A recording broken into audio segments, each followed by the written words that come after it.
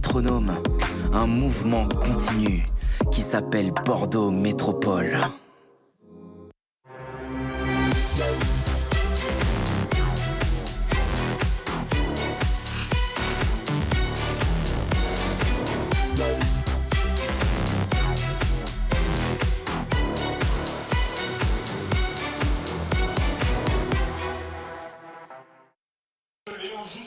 De retour sur TV7, on est à un peu moins de 5 minutes du coup d'envoi de ce match entre Angoulême et les Girondins de Bordeaux, match de la 20e journée de National 2. Avec moi Olivier Modeste pour commenter cette rencontre. Olivier, on va passer aux compositions d'équipe et on va commencer par les Bordelais, forcément avec deux changements par rapport au dernier match joué par les Bordelais. Déjà la suspension de Ruben Dronley et la blessure de Guillaume Audru.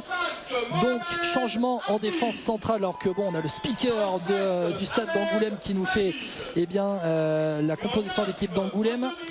C'est Tidiane Diagouraga qui est replacé en défense centrale à côté du capitaine Jean Griot. Le gardien est toujours Yann Hoekstra. Ça ne bouge pas à gauche à droite de la défense bordelaise avec Brice Trichard à gauche et Walid El Hadjam à droite. Le milieu de terrain double pivot avec les retours de Abouba et d'Adama Diop au milieu de terrain et un quatuor offensif comme on en a l'habitude avec Mathieu Villette et Ludéric Etondé devant, dans l'axe Pierre Bertrand Arnay à gauche et Royce Openda à droite. Olivier, un système 4-4-2 que vous aimez bien. Oui, j'aime bien parce que ça permet, ce système à plat, ça permet de pouvoir animer le milieu du terrain avec les milieux défensifs qui peuvent prendre cette zone, l'attaquant qui peut venir rentrer dans cette zone et les excentrer, libérer le couloir en venant chercher cette zone. Donc j'aime bien ce système parce que l'animation du milieu peut être variée et très intéressante. Avec donc les absences, et oui on le rappelle, les absences de Ruben Dronley pour avoir pris un 3e jaune en 3 mois face à Saint-Malo, et les blessures de Najib Sissé, Almami Touré, Nathan Bess et Guillaume Audru. L'entrée des deux équipes, allez, vivons l'entrée des deux équipes sur la pelouse. Avec les Bordelais qui sont présents, on rappelle plus de 1000 supporters bordelais parmi les 4600 supporters au total dans ce stade Lebon d'Angoulême. La composition d'équipe d'Angoulême, allez, un peu moins de 3 minutes du coup d'envoi. Et là ça bitonne, Olivier, pour cette équipe d'Angoulême avec 5 défenseurs, 3 milieux de terrain et 2 attaquants. Dans les buts, Alexis Mignonneau. La défense centrale à 3 dans l'axe avec Mohamed Hamdi en libéraux, j'ai envie de dire. À 3 axiaux, dans une défense à 3 axiaux avec à sa gauche Tobias Voumvoum et à sa droite Mamadou Kamisoko, ancien bordelais, passé par le centre de formation de Bordeaux, ancien bordelais et qui a joué aussi en réserve des Girondins il y a une quinzaine d'années. À gauche, en piston gauche, Lucas Liort, à droite Théo Chauvier, le milieu de terrain avec le capitaine en sentinelle Victor Elisalt, à ses côtés au milieu de terrain Salim Jabi et Gatien Foll, et en attaque le Bordelais de naissance et le Bordelais de formation. On salue le club de Mérignac-Arlac dans lequel il a été formé, il est aussi passé au SAM Mérignac. C'est Anthony Castera qui sera accompagné de Ahmed Majid, l'une des recrues de l'hiver pour ce club d'Angoulême. 5-3-2, j'ai envie de dire, Olivier, après le 5-0 pris à Bayonne la semaine dernière, on s'y attendait. Ouais, j'imagine qu'il y a un rapport de cause à effet avec une défense à 5 très renforcée, éviter l'hémorragie et puis se redonner confiance tout simplement. Avec les Charentais et les Bordelais qui sont rentrés sur la pelouse. Les Bordelais qui vont évoluer en blanc ce soir et les Charentais en bleu. Ce match en direct sur TV7 comme lors de toute la saison, tous les matchs des Girondins. On est, ça y est, dans la dernière ligne droite sur les bancs de touche ce soir. Bruno Irles pour les Bordelais, David Giguel pour les Charentais qui étaient déjà sur le banc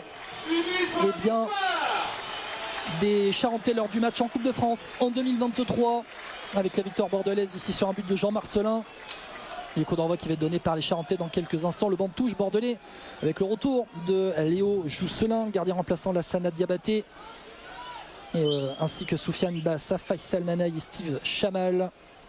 Pas de gardien remplaçant sur le banc de touche charentais. On en parlera un peu plus tard dans cette rencontre. Alors que ce stade Le Bon d'Angoulême s'est bien rempli. Coup d'envoi qui va être donné.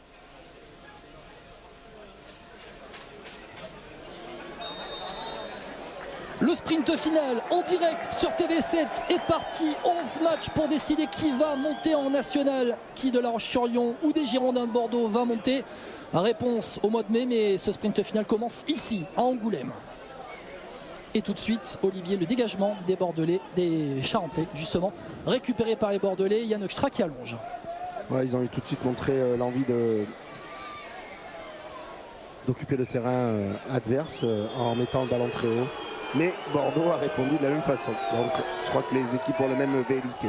Avec, on l'a vu, la petite glissade de Mathieu Villette. Il n'a pas plu de la journée, sauf entre 19h et 20h.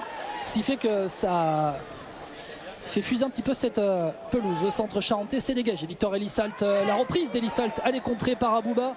Intervention charentaise, le ballon remis dans la surface. Mais c'est récupéré, ce sera un 6 mètres à l'intervention de Tobias Voum Voum, titularisé dans cette défense charentaise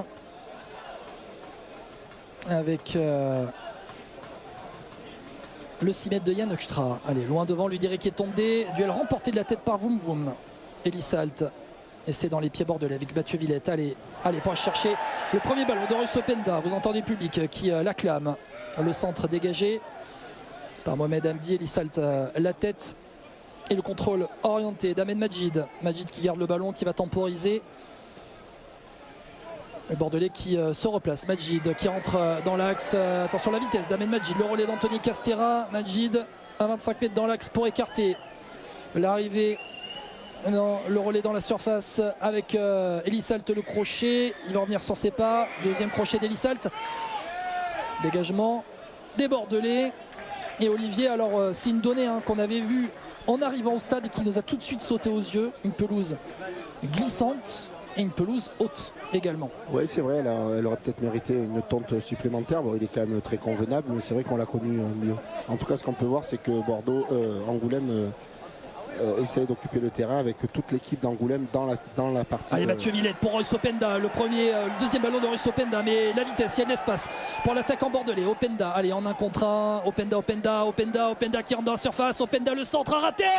Et c'est bien capté par Alexis Mignonneau, le gardien pur produit de la formation charentaise. On salue les clubs formateurs, club de l'Est Saint-Thierry-Ex, club charentais de l'Est Saint-Thierry-Ex dans la banlieue d'Angoulême, d'où est issu Alexis Mignonneau pour cette première intervention. Pas facile ce centre fort à rater dans les 6 mètres. Contre qui je joue demain avec mon équipe de Cognac. En effet, puisque Olivier, je rappelle, vous êtes entraîneur du club de Cognac en Régional 3, leader en Régional 3. Allez, le dégagement de Jean Griot qui est accompagné ce soir par Tidiane Diagouraga dans cette défense centrale recomposée avec la suspension de Ruben Dronley depuis l'arrivée de Tidiane Diagouraga au mois d'octobre. Il a déjà dépanné à ce poste de défenseur central capable de jouer un petit peu partout. Ça, Olivier, quand on est entraîneur, avoir un couteau suisse qui est à la fois performant et qui est aussi fiable, c'est un vrai atout. Ah ben, c'est plus qu'un atout, c'est une solution interchangeable, c'est toujours intéressant. Et puis pour combler des absences, mais aussi pendant le match, pouvoir réagir avec une autre organisation parce qu'on a des joueurs suffisamment polyvalents sur le terrain sans pouvoir faire de changement. C'est plutôt agréable. Allez, la touche de Lucas Liort. Anthony Castera qui va travailler côté gauche. Et c'est dégagé finalement en touche. Les Charentais qui occupent le camp bordelais depuis le début du match. Ouais, puis toute l'équipe, il y a vraiment une volonté de s'installer dans le camp charentais puisqu'on voit les deux défenseurs centraux à 30 mètres du but. Ce qui donne beaucoup de densité et puis pouvoir récupérer le ballon très, très haut. Et donc se projeter en transition très rapide. On l'a vu, les Bordelais sont capables de jouer bas et capables aussi de résister longtemps. On l'a rappelé en avant-match, les 9 clean sheets en 19 journées depuis le début du championnat. Alors que là, c'est une touche longue qui s'annonce pour les... Il y a les 22 acteurs dans la surface. Oui, pratiquement, ouais, en effet. C'est très dangereux parce que ça laisse de l'espace pour la vitesse. En profondeur derrière, et vous voyez, c'est Russo Penda qui va se positionner en cas de contre-attaque. Allez, la touche, et c'est dévié par un Charentais, ce sera un 6 mètres pour Yann Hoekstra. Et vous l'avez vu, Yann Hoekstra qui a tout de suite demandé de prendre la profondeur avec son long jeu au pied.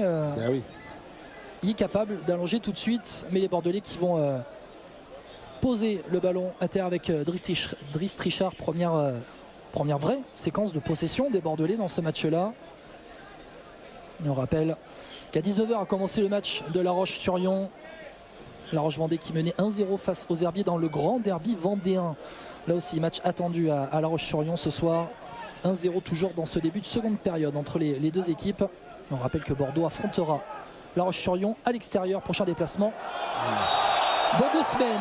Allez, la faute de Mohamed Hamdi sur Ludirik Etonde qui a utilisé tout son corps là pour le travailler. Coup franc qui n'est pas joué au bon endroit, 40 mètres dans l'axe. Avec l'arbitre du soir, on n'en a pas parlé, Pierre Retaille, qui est accompagné par ses juges de touche, Stéphane Gandrille et Alain Debinski. Allez, le ballon pour Adama Diop qui travaille avec Diago Raga. Abouba qui a décroché de son milieu de terrain. Les 2 latéraux sont hauts. Il y a 2 organisations chez les Girondins quand ils ont le ballon et quand ils n'ont pas le ballon. Quand ils ont le ballon, ils sont en 3-5-2 et quand ils n'ont pas le ballon, ils sont en 4-4-2.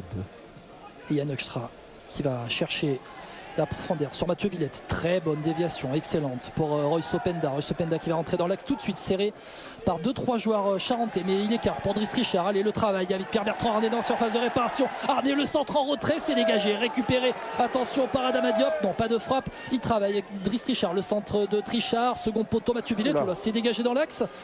Ça va traverser la surface. Pierre-Bertrand Arnay qui remet le pied sur le ballon. Ça travaille. Allez, avec Trichard. Derrière la perte de balle d'Adama Diop qui va presser, contre-pressing d'Adama Diop à la perte de la balle.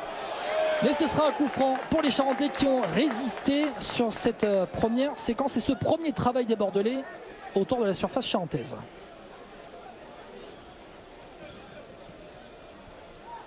Et dans cette défense, des joueurs expérimentés, notamment Mohamed Hamdi dans cette défense centrale, formé à l'AS Monaco, qui compte plus de 200 matchs en National 2. Joueur expérimenté de cette formation charentaise entraînée par David Giguel. Allez, la projection d'Aladjam pour Openda. On trouve toujours autant, on essaye de trouver toujours autant Royce Openda avec sa vitesse, avec sa force de percussion. On l'a vu, il a repiqué dans l'axe il y a quelques instants, ça a attiré des Charentais, ça a permis de trouver des espaces côté gauche. Et là, Hamdi qui va écarter à droite avec Théo Chauvier, le piston droit des Charentais. Et le ballon mal ajusté pour Anthony Castera, buteur au match aller. C'est lui qui avait égalisé à 1-1 au Stade Atlantique. Match aller joué le 20 septembre dernier. Mathieu Villette avait marqué pour les Bordelais. Et puis Walid El Hadjam avait pris un carton rouge en seconde période. El Hadjam, le ballon justement, allez, pour lancer en profondeur Royce Openda. Royce Openda, le travail pris par 2 joueurs charentais avec Victor Lissalt, le capitaine et milieu de terrain. Mais le ballon arrive bien dans les pieds d'Etonde pour El Hadjam. Diop. C'est bien joué, Diop ça. avec Etonde qui garde comme ses appuis. Et derrière, c'est récupéré par Kamisoko, l'ancien Bordelais Mamadou Kamisoko qui dégage. Allez, Diago Raga, voilà, pour redonner le ballon à Diop. Mais la perte de balle, projection peut être rapide avec Victor Lissalt pour lancer côté gauche. Le ballon qui fuse trop pour Ahmed Majid. Et ce sera une touche pour les Bordelais. Avec ses relais au milieu de terrain et surtout Olivier, on l'a vu là, le travail dans les petits espaces à l'entrée de la surface de réparation charentaise des Bordelais. Ouais, un jeu combiné à 3 à l'approche de la surface avec des petits espaces tout en une touche de balle et c'était plutôt bien joué. Il manquait la dernière passe mais plutôt bien joué. Et le travail toujours d'Etonde face à Hamdi. Il va prendre un carton Hamdi. Eh oui, c'est la deuxième faute déjà de Mohamed Hamdi en difficulté face à Ludirik Etonde à la 10e minute de jeu. Et un coup franc dangereux pour les Bordelais. Là, Olivier, c'est la deuxième faute de ce type dans cette zone du terrain. Et puis elle est grossière, c'est plus du catch que du foot là. Mais, par-dessus la 3e corde. Il y a un beau duel entre les 2 joueurs par contre parce que il y a deux beaux gabarits et forcément ça va se frictionner. C'est le jeu quoi. Oui. Après il faut être un peu plus subtil dans les fautes.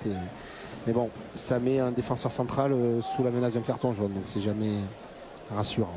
Et d'ailleurs, vous parlez des cartons jaunes et des joueurs sous une certaine menace. 6 joueurs bordelais sont sous la menace d'une suspension. Ce soir, Tidiane Diagouraga, Driss Trichard, Walid El Hadjam, Mathieu Villette, Faisal Manaï et Guillaume Audru. Bon, Guillaume Audru, malheureusement blessé, il ne prendra pas de carton ce soir. Faisal Manaï est lui remplaçant.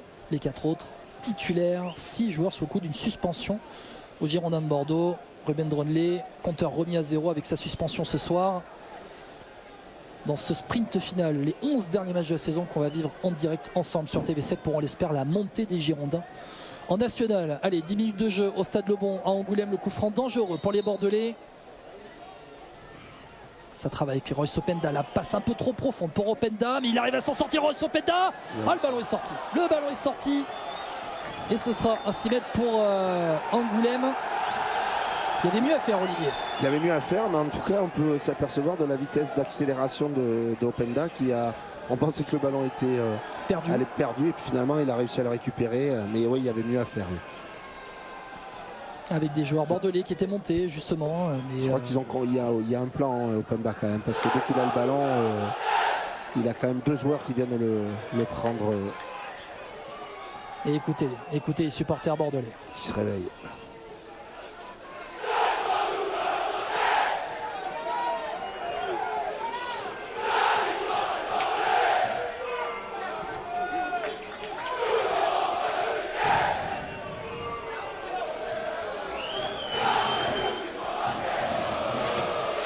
Et oui, on est bien à Angoulême pour ce match de la 20e journée de National 2. Ce n'est pas le stade Atlantique, c'est le stade Lebon d'Angoulême, investi par les supporters bordelais, 1000 officiellement dans les parkages.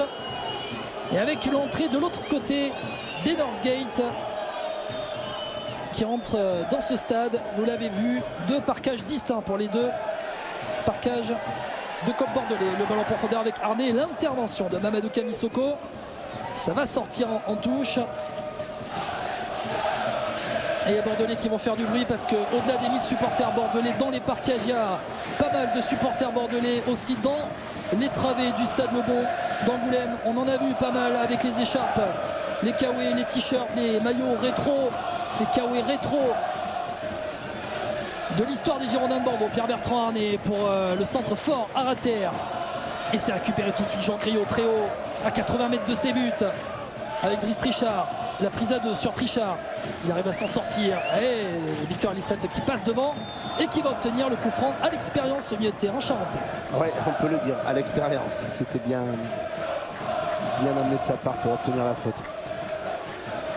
34 ans, 197e match de National 2 pour Victor Elissette. Né, formé au Stade Montois à Mont-de-Marsan, passé par Martigues, Bayonne, Béziers, Le Mans, Bergerac, qui compte 4 matchs de Ligue 2. Milieu de terrain expérimenté, plaque tournante de cette équipe d'Angoulême. Un très bon joueur du niveau que j'avais pu observer à Bergerac à l'époque. Très très bon joueur. Allez, grande chandelle. Dessous Anthony Castera qui tente de faire ménage et qui prend le ballon de la tête. À l'arrivée de Saïm Jabi et c'est dégagé par Jean Griot. Allez, Mohamed Hamdi à la couverture de ce ballon en profondeur et l'arbitre Pierre Retaille qui a donné un carton jaune à Mohamed Hamdi il y a 4 minutes et là qui lui donne un coup franc avec allez, le petit coup d'en avant d'Olivier qui est tombé très léger. Ouais, mais il y a un beau duel là dans l'axe entre l'attaquant girondin et le défenseur angoumoisin. Les deux. Sûr. Ouais, comme on dit, on ne sait pas s'ils vont partir en vacances ensemble, mais en tout cas ils vont passer 90 minutes intéressantes. Ouais, il y a vraiment un beau duel athlétique. Allez, le coup franc de Mamadou Kamisoko. Kamisoko pour la récupération de balle d'Elissette. Là, ça pose le ballon à terre, ça colle. Elissette qui va travailler avec le relais de Chauvier. Mais la bonne intervention de Driss Trichard, toujours aussi exemplaire. Et encore le duel Hamdi est tombé. Ça joue, allez, avec un ballon en profondeur pour Pierre-Bertrand. Et oh, la position de hors-jeu qui est levée. C'était à la limite. On était juste à hauteur. C'est très limite cette position de hors-jeu. Je suis pas vraiment sûr. En tout cas, c'est super bien joué avec l'appui-soutien de l'attaquant pour le milieu qui joue le joueur lancé. C'était très très bien joué. Mais j'avoue que je suis pas certain qu'il y ait hors-jeu. Ouais, je mettrai pas ma main à couper pour celle-là. On va dire que l'arbitre a toujours raison. Allez, le ballon pour les Charentais avec Jabi. Ça travaille avec Majid. Ahmed Majid. Voilà, le centre sur Victor Elissalt et la tête pour Arnay. Et Castera qui arrive à garder le ballon. Ça bataille fort. On est obligé de repasser avec le gardien Alexis Mignonneau.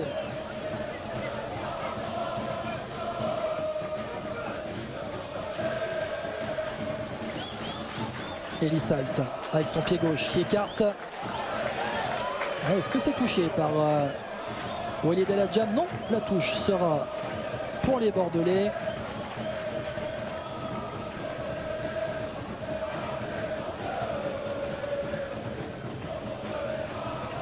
Quelle ambiance, quelle ambiance.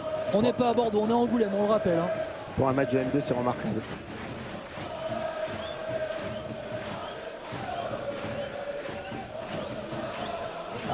Quel début de match. C'est un gros match entre les deux joueurs là. Ah ouais.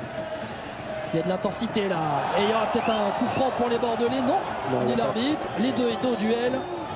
Jouer, circuler, il n'y a rien à voir. Non, il n'y a pas faute. Hein. Il y a de l'engagement, mais il n'y a pas faute.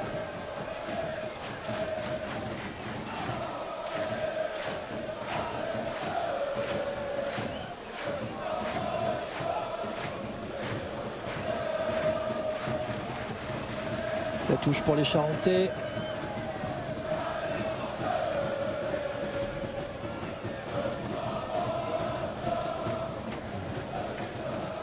Et ça travaille pour les Bordelais avec Walid El Hadjam. Le centre d'El Hadjam, deuxième poteau, Arnay. Oh, c'est repris. Oh, pénalty. Oui, il y a main sur... Eh oui, c'est la main. Oui. La main sur cette tête de Arnay. Et le pénalty pour les Girondins de Bordeaux au quart d'heure de jeu. Forcément, les Charentais vont les discuter, mais cette main, elle est indéniable. Pénalty pour les Girondins. Encore un jeu combiné sur le poteau, sur le côté, avec les oreilles centrées qui font beaucoup de mal sur leur centre. Eh oui. Et c'est Théo Chauvier, le piston latéral droit, qui est allé toucher le ballon de la main, mais bon, il était en déséquilibre. Il avait sauté pour tenter de prendre le ballon de la tête. Ouais, c'est léger, mais c'est léger, mais elle est là. Oui, puisque ça a dévié la trajectoire du ballon. Et comme d'habitude, regardez, Jean Griot, ballon dans les mains. Il va écarter tous les Charentais. Là, Openda et Villette qui discutent. Le ballon pour Mathieu Villette. Allez. Le quart d'heure de jeu qui est passé ici à Angoulême. Et alors que La Roche-sur-Yon mène toujours 1-0 face aux Herbiers à l'heure de jeu, et que Bayonne a ouvert le score à Choré. 1-0 pour Bayonne. Mathieu Villette face à Alexis Mignonneau. Mathieu Villette pour le pénalty. Mathieu Villette et ses 8 buts en championnat cette saison, 10 buts, toutes compétitions confondues. Première grosse occasion du match pour les Bordelais. Mathieu Villette.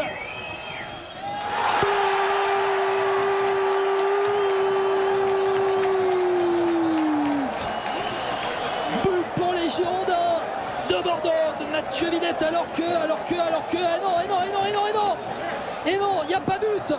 Oh, alors que là, oula, le parquage, la grille, les grilles du Stade Lebon n'ont pas tenu. Alors le but, on va refaire tout dans le bon ordre. Le pénalty a été refusé. Double touchette de Mathieu Villette qui a touché 2 fois le ballon avec ses pieds. C'est ça, on voit l'arbitre qui fait un signe 2, c'est parce que Mathieu Villette a glissé donc sur son pied d'appui. Et Mathieu Villette a vu son but refusé. Derrière, célébration des Bordelais et la grille du Stade Lebon qui a cédé sous le poids du COP bordelais qui est descendu d'un seul homme. Alors, il semblerait qu'il n'y ait pas de blessés dans un premier temps. Mais ce qui est sûr, c'est que, attention, voilà, l'arbitre qui a décidé. Il y a 2 touchettes Et Mathieu Villette a touché 2 fois le ballon en frappant. Et là tout de suite forcément la sécurité qui va aller voir. Voilà, on remet déjà dans un premier temps pour la sécurité. Ah, c'est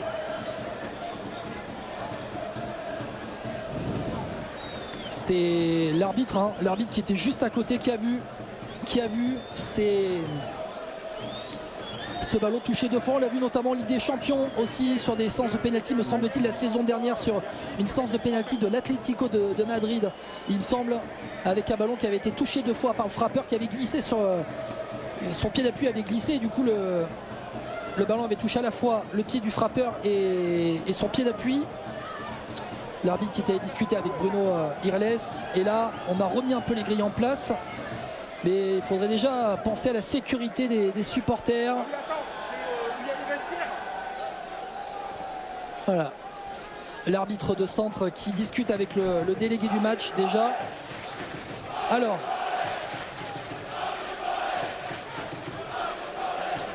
Dans le jeu, ça donne normalement un coup franc pour Angoulême, puisque le penalty a été refusé. Et le coup franc à venir au point de pénalty donc pour le gardien Alexis Mignonneau. 0-0, but annulé. 0-0.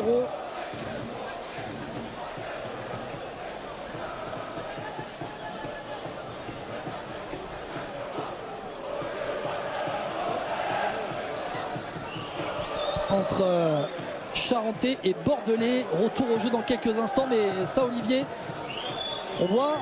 Certes, grosse fête ce soir, mais stade plein, 4600 personnes, j'ai envie de dire. Il est plein comme un œuf, mais il ne faut pas qu'il déborde comme un œuf non plus. Hein. Non, mais c'est pas des images qu'on aime voir. Hein. La barrière a cédé. Bon, il n'y a pas eu de blessés, tant mieux. Mais oui, parce qu'on a vu hein, dans l'histoire du football français, des barrières qui ont cédé et des blessés. Exactement. Heureusement, là, ça va. Il n'y a pas l'air d'avoir de blessés, mais ça veut dire que si elle a cédé une première fois, oui, elle pourrait céder une deuxième fois. Donc j'espère que les supporters bordelais seront raisonnables et conscients de la gravité de la chose. Après, là, ce qui est sûr, c'est que ces barrières-là ne sont pas habituées à recevoir autant de supporters. C'est ça. Et cette ferveur des supporters bordelais qui est magnifique à voir. Nous, on se régale, hein, franchement. Sur TV7, et on voit forcément le service de sécurité qui va être augmenté près du parcage bordelais. Non pas parce qu'il se passe quelque chose... dans les tribunes, les supporters se déroulent, se comportent très bien. Tout à fait. Mais c'est pour un peu les canaliser et faire attention, pas qu'il y ait de blessés. Déjà en voyant la sécurité, ça va les inciter à être un peu plus calmes s'il y a un but, parce que c'est pour ça que ça a cédé. Ils ont manifesté leur joie, ils sont venus sur la barrière et c'est pour ça qu'elle a cédé. Donc, on se rappelle il y a quelques années, c'était un Amiens-Lille, me semble-t-il, aussi pareil sur un parquage visiteur, petit parquage visiteur. Le bas de la barrière avait cédé, il y a eu une dizaine, une vingtaine de supporters lillois qui avaient été blessés seulement, heureusement. Et là on va pouvoir revenir et repenser un petit peu au jeu. Et donc se dire qu'il y a toujours 0-0, Olivier Modeste qui commente ce match avec moi en direct sur TV7. 0-0 entre Angoulême et les Girondins de Bordeaux. Ce pénalty qui a donc été refusé. On le rappelle, le pénalty de Mathieu Villette qui est rentré au fond des filets, mais l'arbitre qui a vu un pénalty, une frappe touchée 2 fois. Et non, l'arbitre qui demande aux acteurs de rentrer alors au vestiaire, peut-être pas, mais en tout cas de revenir près des bancs de touche.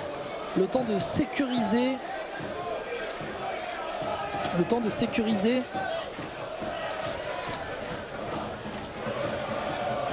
Et des informations vont nous être données alors qu'on voit en bas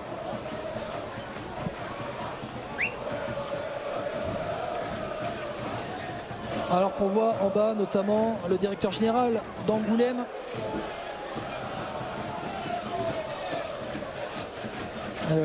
Pierre-Emmanuel Allard qui est allé voir aussi ce qui se passait en bas de la tribune. Voilà, l'arbitre qui va parler avec le délégué et aussi sûrement l'arbitre demander au speaker de donner des consignes. L'arbitre qui va demander au speaker de donner des consignes, je pense, c'est surtout cela. Voilà pourquoi les joueurs ont été rappelés. Ouais, ça a été, mais il faut aussi le dire, Olivier, une des craintes des dirigeants charentais cette semaine, c'est comment accueillir de la meilleure des manières plus de 4000 personnes et surtout plus de 1000 supporters adverses. Alors juste, on va essayer d'écouter voilà, ce que va dire le speaker. Mesdames et messieurs, toute votre attention s'il vous plaît. Un mouvement de foule a généré l'abaissement de la barrière et provisoirement arrêté. Il va reprendre si l'on reprend la rencontre dans le calme. Au prochain incident, les deux équipes regagneront les vestiaires. Mais, merci de garder votre calme. Voilà pour les consignes donc du speaker du stade Le Bon d'Angoulême. Reprendre dans le calme. La rencontre va reprendre, mesdames et messieurs, retour au calme. Ce qui veut dire surtout faire attention au mouvement de foule. Ben, surtout sur les buts. Voilà. Après, je pense que les supporters ont compris ce qui se passait, ils peuvent être raisonnables. Oui. Parce que, comme tu disais, il n'y a pas de débordement. Ils sont juste en train de supporter leur équipe. Et le jeu peut reprendre après pratiquement 10 minutes. 10 minutes d'arrêt de jeu. Le jeu qui reprend. Allez, 0-0 entre Angoulême et Bordeaux. Et le ballon pour Pierre-Bertrand Arnay. Et pensons au jeu. Driss Richard qui va tout de suite se projeter. Et Driss Richard qui s'est élancé pour garder le ballon. Mais la faute sifflée avec l'intervention de Gatien Foll. Gatien Foll, ancien milieu de terrain, arrivé de Granville l'été dernier. Allez, Foll, le ballon dans les pieds. Et là, Olivier, il faut reprendre le rythme du match. Ouais, on a arrêté pratiquement 10 minutes, ça peut être compliqué. Ouais, parfois ça peut déstabiliser une équipe ou une autre. Mais c'est venu un bon moment pour Angoulême qui commençait à subir, notamment avec le duel dans l'axe du défenseur central et de l'attaquant. Et Angoulême s'en sort bien finalement avec ce penalty oui. qui n'a pas été validé. Après, il y a une petite justice parce que c'est pas une main super volontaire non plus, quoi. Elle y est, la main, mais elle n'est pas volontaire et elle est dans la surface, elle empêche de marquer le but. Voilà, en effet. Ballon dévié, le penalty était 100% légitime, mais voilà, malheureusement c'est un peu sévère et ceci. C'est la règle. Le pendant de cette règle pour les défenseurs, c'est pas facile. Allez, la touche pour Lucas Liort pour Castera qui va travailler de jeu. Castera contré plusieurs fois et ce sera un corner, le premier du match pour les Charentais. Et à la frappe, ce sera le pied gauche normalement de Victor Elisalt.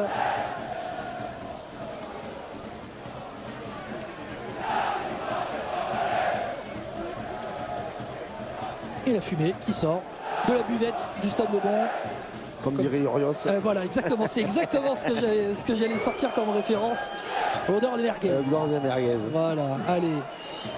Le corner pour Ahmed Majid pour les Charentais. 29 minutes de jeu. Majid, ce corner est sortant, dévié par Castera, dégagé par Arnay. Je sais pas s'il n'y a pas une petite main là aussi. Ouais, en tout cas, l'arbitre n'a pas bronché. Ouais. Les Charentais n'ont rien réclamé non plus.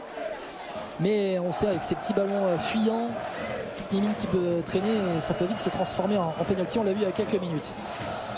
Et le coup franc, alors que sa bataille. Et encore une fois, c'était Mohamed Hamdi qui était à la bataille là-bas et qui a fait faute. Sur Walid El Hadjam, Hamdi qui a pris, on le rappelle, un carton jaune à la 10e minute de jeu. Est-ce que le duel va revenir avec Luderik et Tondé? On l'espère, on s'est régalé pendant un quart d'heure. Dégagement de Yann Extra. Et ben voilà, on l'a, ce duel. Et Tondé, Doge. Oula, attention Hamdi. Là, ça va. Allez, l'arbitre n'a rien dit. Derrière l'intervention de Voum Voum sur Openda. Villette qui va aller chatouiller le défenseur central charentais. Je crois que l'attaquant a pris le pas sur le défenseur. Ouais. Là, Hamdi, ça peut vite se transformer en jaune-orange. Hein. Ses interventions, son carton. Il serait peut-être utile que Camisoko prenne la place d'Hamdi pour éviter. Puis ils ont le même gabarit et qu'ils ont à peu près le même profil d'éviter qu'ils prennent un carton rouge, quoi, parce que c'est ce qui va se passer sur un deuxième jaune si ça continue, quoi. Ouais, parce que là on sent que Lidéric est tombé, a pris le dessus, il arrive à se retourner. Ouais, à chaque fois. Donc, Mathieu Villette qui travaille, Mathieu Villette qui perd le ballon et le dégagement de Foll. Oula, l'intervention, oh la semelle, carton jaune, ah oui, énorme semelle d'Ahmed Majid. Il a voulu garder le ballon, il est intervenu là et c'était Abouba qui traînait par là et là il a pris une énorme semelle. Ah, celle-là.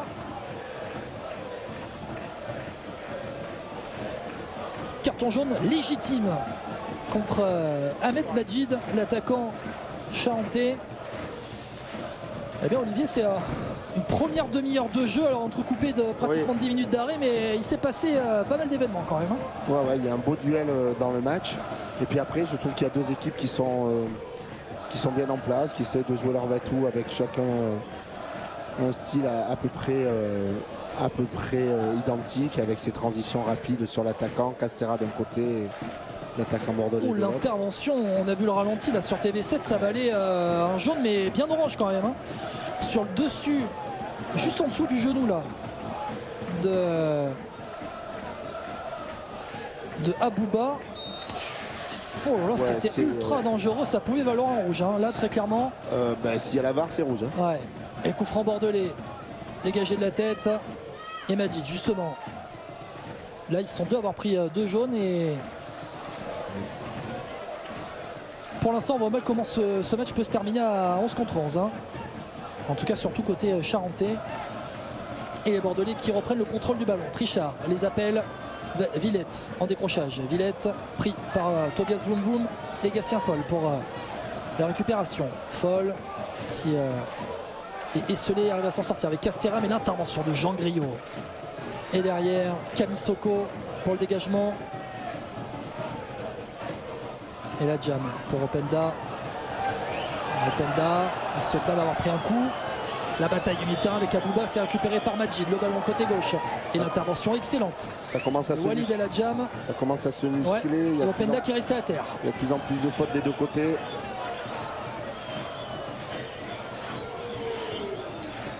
C'est un vrai match de costaud dans cette Nationale 2. La 20e journée entre Angoulême et les Girondins de Bordeaux en direct sur TV7. Royce Openda est resté à terre, il demande l'entrée du soigneur. Ah oui, un petit coup de coude. Coup d'en avant de Tobias Vloum, ouais. Défenseur central charentais, titularisé dans cette défense centrale, hein, puisque la semaine dernière à Bayonne, les Angoumoisins jouaient en 4-3-3. Un attaquant en moins, un défenseur en plus, et c'est Tobias Vloum qui a intégré cette défense. Royce Openda qui se lève mais qui semble un petit peu sonné quand même. Ouais, je crois qu'il a pris un bon coup de coude quand même. Ouais.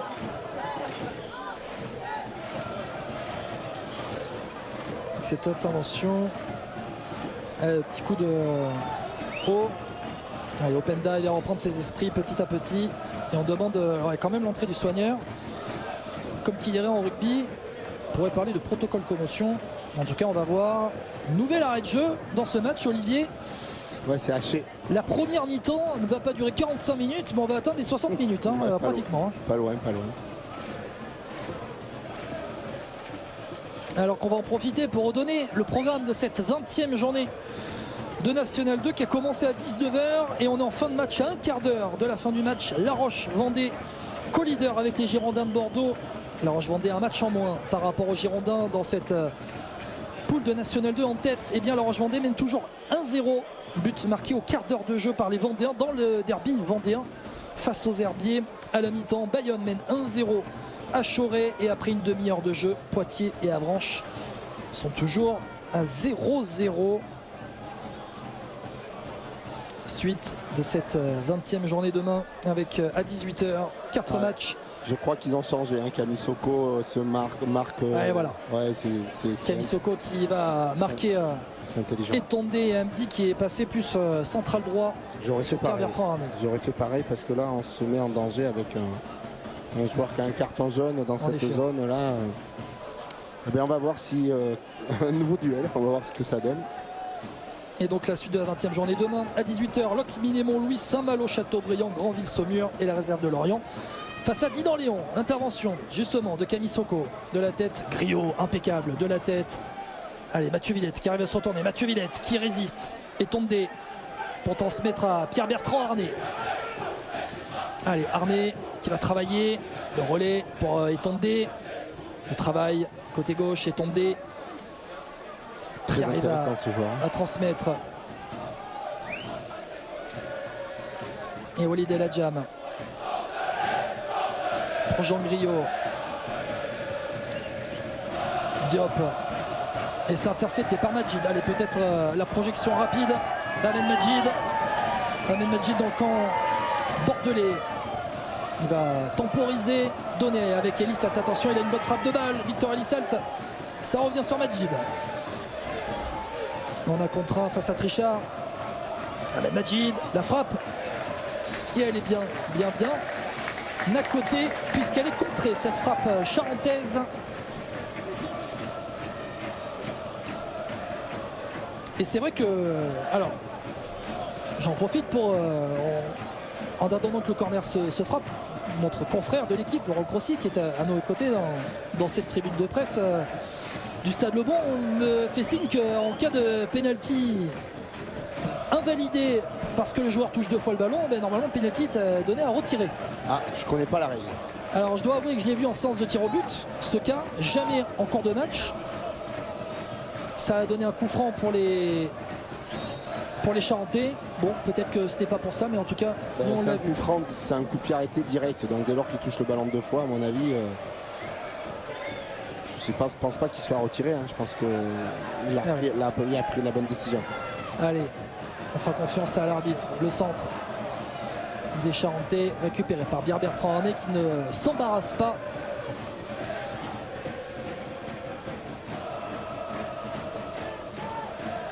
Et ce sera un 6 mètres. Allez, pour les Girondins de Bordeaux. Alors on est officiellement dans les 10 dernières minutes de cette première période. Bon, on pourra quand même dire qu'au-delà des 45 minutes, il y aura minimum 10 minutes de temps additionnel. On sera bien. Au-delà de 10 minutes, pratiquement 1 heure de jeu dans cette première période normalement.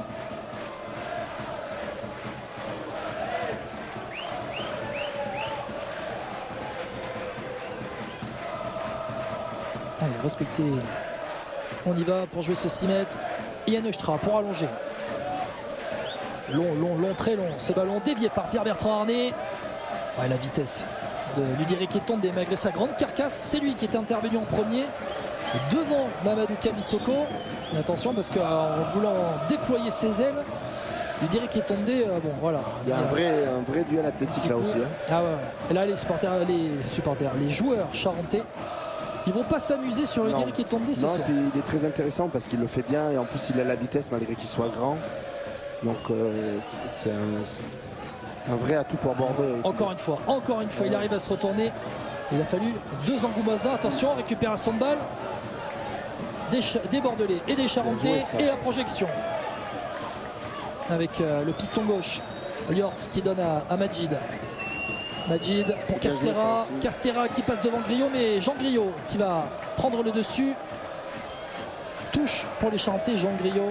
Toujours aussi impeccable, exemplaire, le capitaine bordelais. On rappelle, 20 ans quand même. 20 ans. Ouais, le talent n'a pas d'âge. Hein. Ah ça, il y en a d'autres qui diraient tu ne parles pas d'âge. Jean Griot, c'est pareil aux Girondins de Bordeaux. Allez. Ça travaille à 3.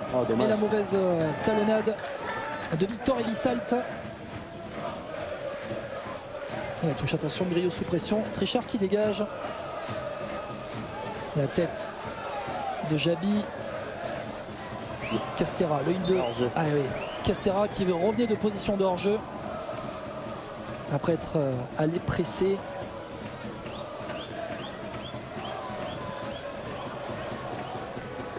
C'est Yann Eustra qui va aller faire qui va les frapper ce coup franc pour remettre le ballon dans le camp charentais. Ça y est, du jeu enfin dans cette première période qui, on le rappelle, a été interrompue pratiquement 10 minutes pour qui a été interrompu pratiquement 10 minutes pour eh bien déjà un penalty de Mathieu Villette qui a été invalidé dans un premier temps, et puis derrière la barrière devant le COP des Ultramarines des Girondins de Bordeaux qui s'est affaissée. Barrière du Stade Lebon qui n'a pas résisté à la joie des supporters bordelais. Pas de blessés heureusement, mais écoutez, toujours autant de passion chez les supporters girondins.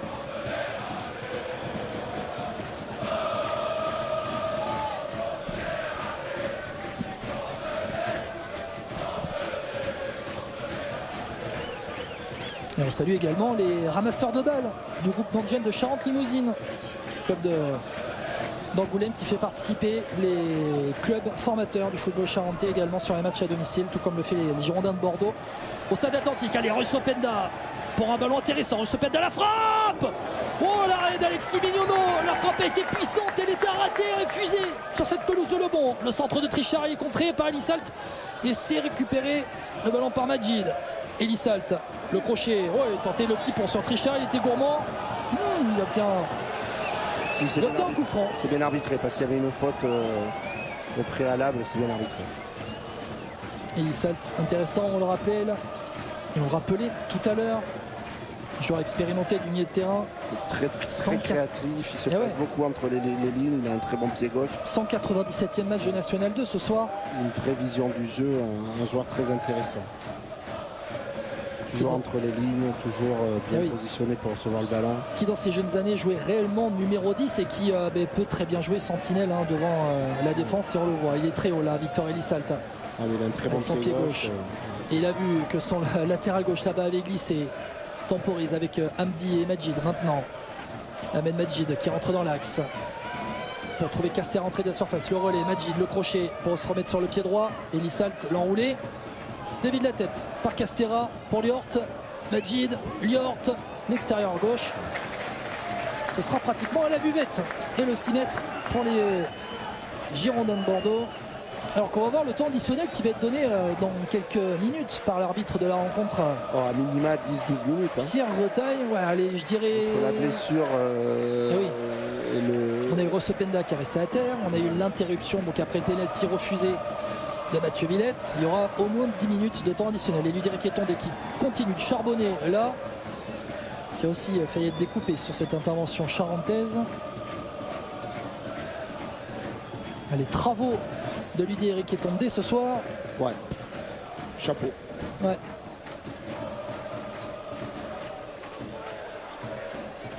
En tout cas, cette équipe est bien plus séduisante que celle que j'ai vue l'année dernière à la même époque contre Avranches.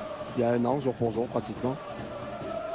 Beaucoup mieux organisée, beaucoup plus intéressante dans le dispositif tactique, et puis des très bons joueurs du niveau. Et cette équipe bordelaise qui a trouvé son rythme cette saison. En tout cas, c'est pas étonnant qu'il soit en haut du tableau parce qu'on sent de la maîtrise. Mais on sent aussi une équipe d'Angoulême bien en place. Pour l'instant, elle subit un petit peu, mais il n'y a pas beaucoup d'occasions concédées. Et entre Majid et Elisalt, on peut envisager quand même une vraie projection vers l'avant aussi. Et Castera qui a ce rôle d'appui.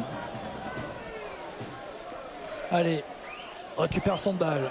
Au milieu, Griot pour Trichard. Et Griot qui va allonger pour Pierre Bertrand Arnay. L'intervention de Mohamed Hamdi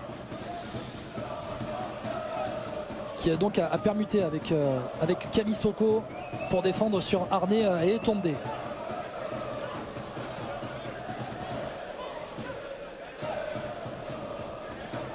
Diagouraga s'est contré. Peu de solutions devant lui, l'équipe est un petit peu coupée en deux là, il n'y a pas beaucoup de mouvement dans la ligne d'attaque bordelaise. On a 5 joueurs qui sont pratiquement à plat, avec Trichard qui est monté très haut. Abouba est obligé de repasser avec Yann Okstra.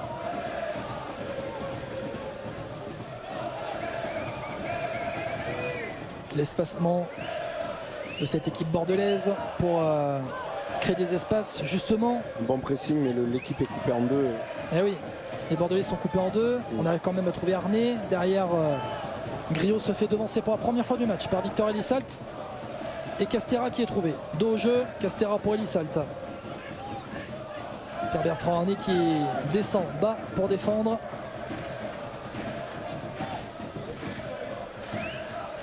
Allez. Foll, Gatien Foll. La défense de Mathieu Villette, exemplaire, l'attaquant bordelais. Allez, la contre-attaque avec Openda qui tente en une touche de balle. Il y avait mieux à faire, Olivier. Il y avait peut-être justement une deuxième ou une troisième touche de balle. Il aurait fallu faire un contrôle pour fixer l'adversaire. Ça aurait fait arrêter les Charentais et il aurait pu donner son ballon dans de meilleures conditions. Là, il a vu. Attention le ballon justement pour Openda avec sa vitesse dans l'axe. Openda qui va transmettre à Walid El Hadjam. El Hadjam, allez, du soutien pour El Hadjam. C'est Abouba qui se présente pour resservir Openda à la droite de la surface charentaise. Il est pris par 2-3 joueurs charentais. Et la relance avec Anthony Castera, trouvé d'auge, pris par 2 défenseurs bordelais. C'est Walid El Hadjam qui va presser l'avant-centre. Attention, la passe en retrait là pour Mignonneau qui se dégage. Le ballon reste dans l'air du jeu. Diego Raga s'impose de la tête et le ballon posé au sol, impeccable par Adama Diop. Et la touche sera pour les Bordelais. Allez, les Bordelais qui investissent, Olivier. Le camp charentais, mais on l'a vu là il y a quelques instants. 10 minutes, je crois que c'est ça, il a montré 10 minutes de temps additionnel. 8 minutes. 8 minutes. 9. Ah non, 8 minutes. 8 minutes de temps additionnel. En effet, 8 minutes de temps additionnel. Ici. Il y aura 8 minutes de temps additionnel minimum. Annoncé par le speaker. J'ai ce sentiment que l'équipe qui va marquer la première risque de gagner le match. Oui, alors, parfois c'est impensif qu'on dit, Olivier, dans le foot, mais c'est vrai que entre deux équipes qui sont les 2 équipes qui font le plus de clean sheet cette saison dans ce championnat, ça l'est encore plus vrai, parce qu'on sent aussi que il fallait un penalty pour que la décision soit faite. Le penalty n'a pas été validé de Mathieu Villette. Mais en attendant, on n'a pas d'énormes occasions de chaque côté. Non, on sent que dans le milieu de terrain, il y a de la créativité, mais à l'approche des 30 mètres, il ne se passe pas grand-chose. Sinon, je trouvais les 2 joueurs, les 2 attaquants de pointe en appui, mais...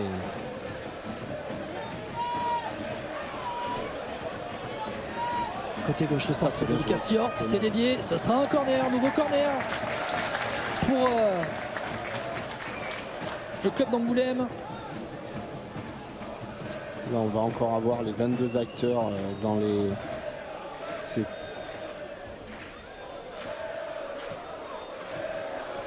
J'allais dire, il n'y a pas de zone d'équilibre, mais je vois les 2 défenseurs. Corner à venir avec Victor Elisalt. Là-bas, son pied gauche. À ses côtés, c'est Ahmed Majid avec le numéro 7. Victor Elisalt. Corner tendu, 2e poteau pour remettre le ballon dans la boîte derrière. Mohamed Hamdi qui se fait devancer de la tête, mais qui voum plutôt remettre le ballon. Et le ballon dégagé. Attention, Diego Raga qui avait laissé passer le ballon. Et derrière, Extra qui se fait gêner là pour dégager. C'est quand même pour El Hadjam qui écarte. Allez, il y a de la vitesse là pour Arnay. Et l'intervention du défenseur bordelais, Lucas Hjort. Lucas Hjort et... Diego Raga, il a laissé passer le ballon, mais pourquoi? Parce qu'il n'y a pas eu de communication et qu'ils ne se sont pas parlé.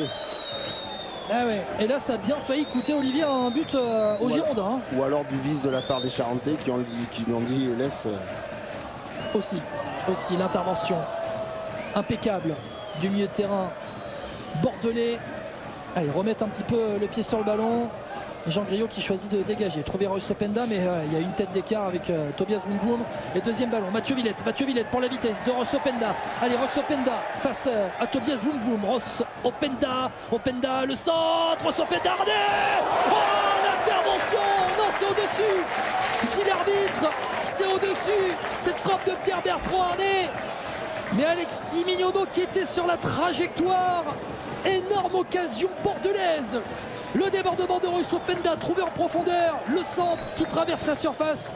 Et c'est Pierre-Bertrand Arnay au deuxième poteau qui envoie cette balle juste au-dessus de la barre transversale. Olivier, énorme occasion bordelaise. Ouais, manque de lucidité de la part de l'attaquant. Il suffisait de faire un contrôle là aussi pour fixer l'adversaire et pour pouvoir choisir de mettre le ballon dans une zone où il n'y avait pas le gardien. Il a joué instantanément. Bon, c'est mal réalisé, mais il y avait mieux à faire. Là. Bon, là encore, l'arbitre décide de ne pas donner corner, mais on va dire que la main d'Alexis Mignonneau, la main gauche, n'était pas très loin du ballon. Toujours est-il que les Charentais vont avoir un coup franc au milieu de terrain dans ce temps additionnel. On le rappelle, 8 minutes de temps additionnel. 8 minutes de bonheur en plus sur TV7. On est à la moitié de ce temps additionnel.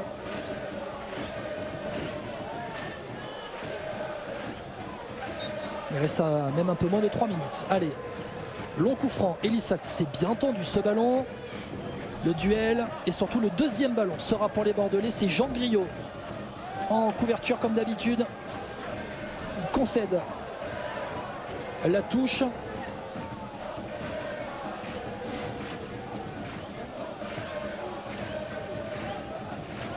Alors qu'on est dans le temps additionnel de la fin du match à La Roche-sur-Yon, toujours 1-0 pour les Vendéens face aux Herbiers dans le derby. On fera le point à la mi-temps. Allez, la touche pour les Charentais. Et le centre totalement raté de Théo Chauvier. Le piston latéral droit d'Angoulême.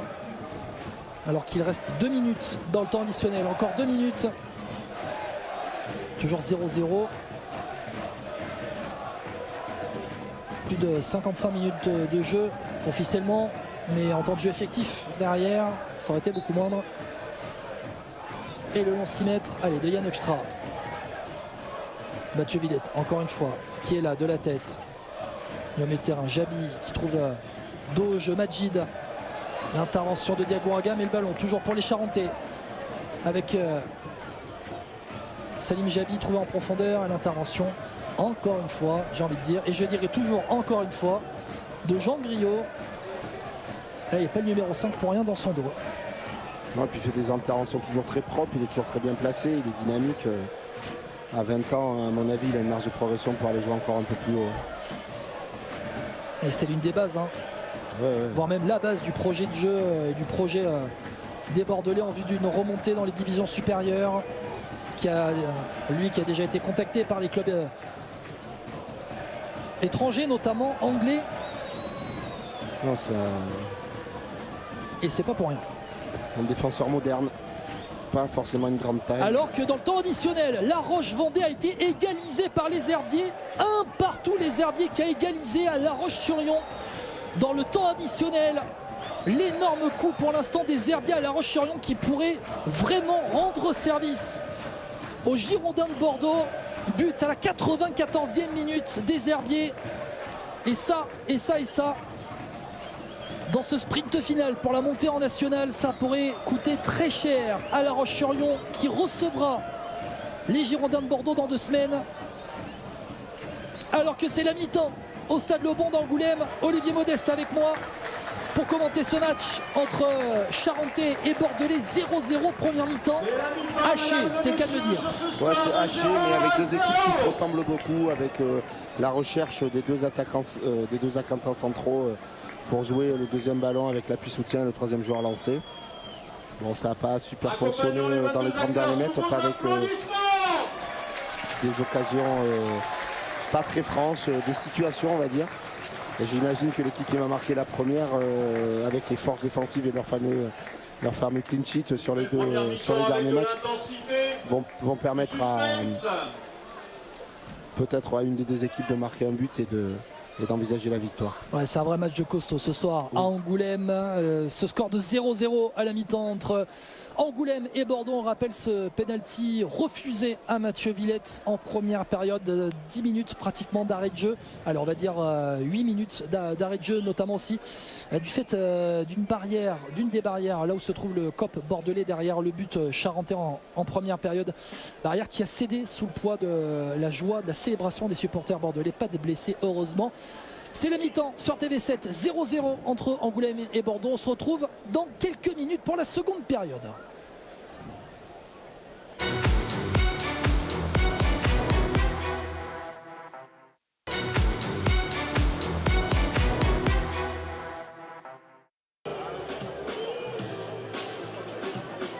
De retour sur TV7 où la seconde période va démarrer dans quelques instants. Ce match entre Angoulême et Bordeaux, 0-0 à la mi-temps. Olivier Modeste à mes côtés, entraîneur de Cognac et consultant TV7. Olivier, on l'a dit juste avant de rendre l'antenne, première mi-temps hachée et un point règlement, on va revenir dessus, on a le temps. Les Girondins de Bordeaux ont posé une réclamation concernant le pénalty qui n'a pas été donné à retirer. Pénalty marqué par Mathieu Villette mais refusé par l'arbitre Pierre Retaille. Le pénalty aurait dû être retiré. Ça a donné un coup franc. Il n'a pas été donné à retirer. Olivier Modeste, les Girondins ont posé une réclamation. Ils ont bien fait, il y a une règle dans le sens où il devait être retiré, c'est normal qu'il pose la réserve. En revanche, je ne sais pas si elle va aboutir parce que c'est le genre de réserve qui aboutit jamais. Donc je ne sais pas comment va être appréhendée cette requête auprès de la Ligue ou de la Fédé. Mais c'est assez particulier parce que le règlement a toujours des petits vices de forme et sur un penalty, apparemment, quand on touche 2 fois le ballon, il faut le retirer. Ça aurait été dans un autre secteur du jeu, sur un coup franc par exemple, l'arbitre aurait pris la bonne décision. Donc je ne sais pas trop ce que ça va donner. Oui, parce qu'en fait, il y a 2 points dans ce règlement. C'est si le ballon rentre dans le but ou ne rentre pas dans le but. Oui. Si le ballon rentre dans le but, en ayant donc touché 2 fois, on rappelle, un penalty de Mathieu Villette, il glisse sur son pied d'appui et Mathieu Villette touche 2 fois le ballon avec ses pieds. Double contact au moment de frapper. On l'a déjà vu en Ligue des Champions, séance de penalty à l'Atlético de Madrid notamment. Le ballon rentré dans le but, le penalty doit être retiré, le ballon ne rentre pas dans le but, ça donne coup franc. Justement, ce qui s'est passé là, c'est une erreur arbitrale. Oui, ce sera intéressant de voir comment ça va être interprété par les instances du football, cette requête, parce qu'il y a un règlement et on doit s'appuyer sur le règlement. Après, si la victoire des Girondins de Bordeaux, on n'en parlera pas. Après, l'arbitre a le droit de se tromper. Il y a aussi un contexte particulier. Il y a une tribune qui s'effondre. Voilà, alors je vais le rappeler pour ceux qui nous rejoignent sur TV7. Une tribune qui s'effondre, en tout cas, Olivier, c'est une barrière. La barrière qu'on voit derrière le but, côté gauche.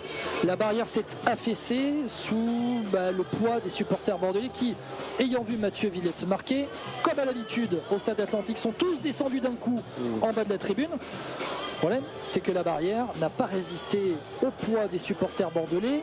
Bon, la barrière s'est affaissée. On a vu un mouvement de foule, pas de blessés, il n'y a pas eu d'intervention des secours. Des secours, mais derrière, on a eu un match qui a été arrêté pendant de nombreuses minutes. Alors, moi, sur le moment, j'ai cru que l'arbitre allait donner un pénalty à retirer aux Girondins. J'ai vu le ballon être positionné sur le point de pénalty et tout. Mais derrière, avec tout ce qui s'est passé, le mouvement de foule, l'arrêt de jeu pendant plus de 5, 6, 7, 8 minutes, l'arbitre a donné coup franc au Charentais. Il s'est passé beaucoup de choses. Peut-être qu'il a perdu le fil de son match en voyant ce qui se passait. Et on ne peut pas l'incriminer plus que ça. Mais les arbitres de National 2, Olivier, n'ont pas l'habitude d'arbitrer ce genre de match, il faut aussi dire. Ça peut être impressionnant. Nous, on est de la tribune, c'est impressionnant. Lui, il est juste à côté. Donc bon.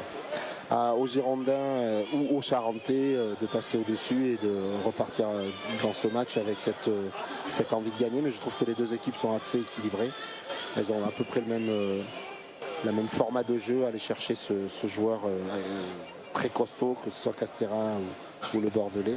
En effet. Et du coup, ça donne un match assez équilibré finalement, parce qu'il n'y a pas d'occasion très très franche, même si celles de Bordeaux sont un peu plus. Oui, on a vu dans les derniers instants cette frappe de Pierre-Bertrand Arnay juste au-dessus du but. Et c'est assez équilibré, donc j'ai envie de dire, comme je disais en première mi-temps, que certainement l'équipe qui va marquer le premier risque de remporter le match, parce que c'est deux équipes qui défensivement sont très solides, avec beaucoup de gabarits, des défenses à 5.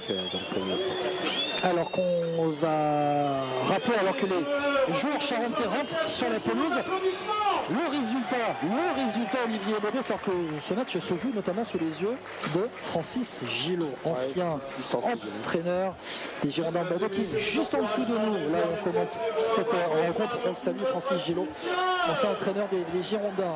Le match nul qui va arranger les Girondins s'ils viennent à l'emporter ce soir à Angoulême.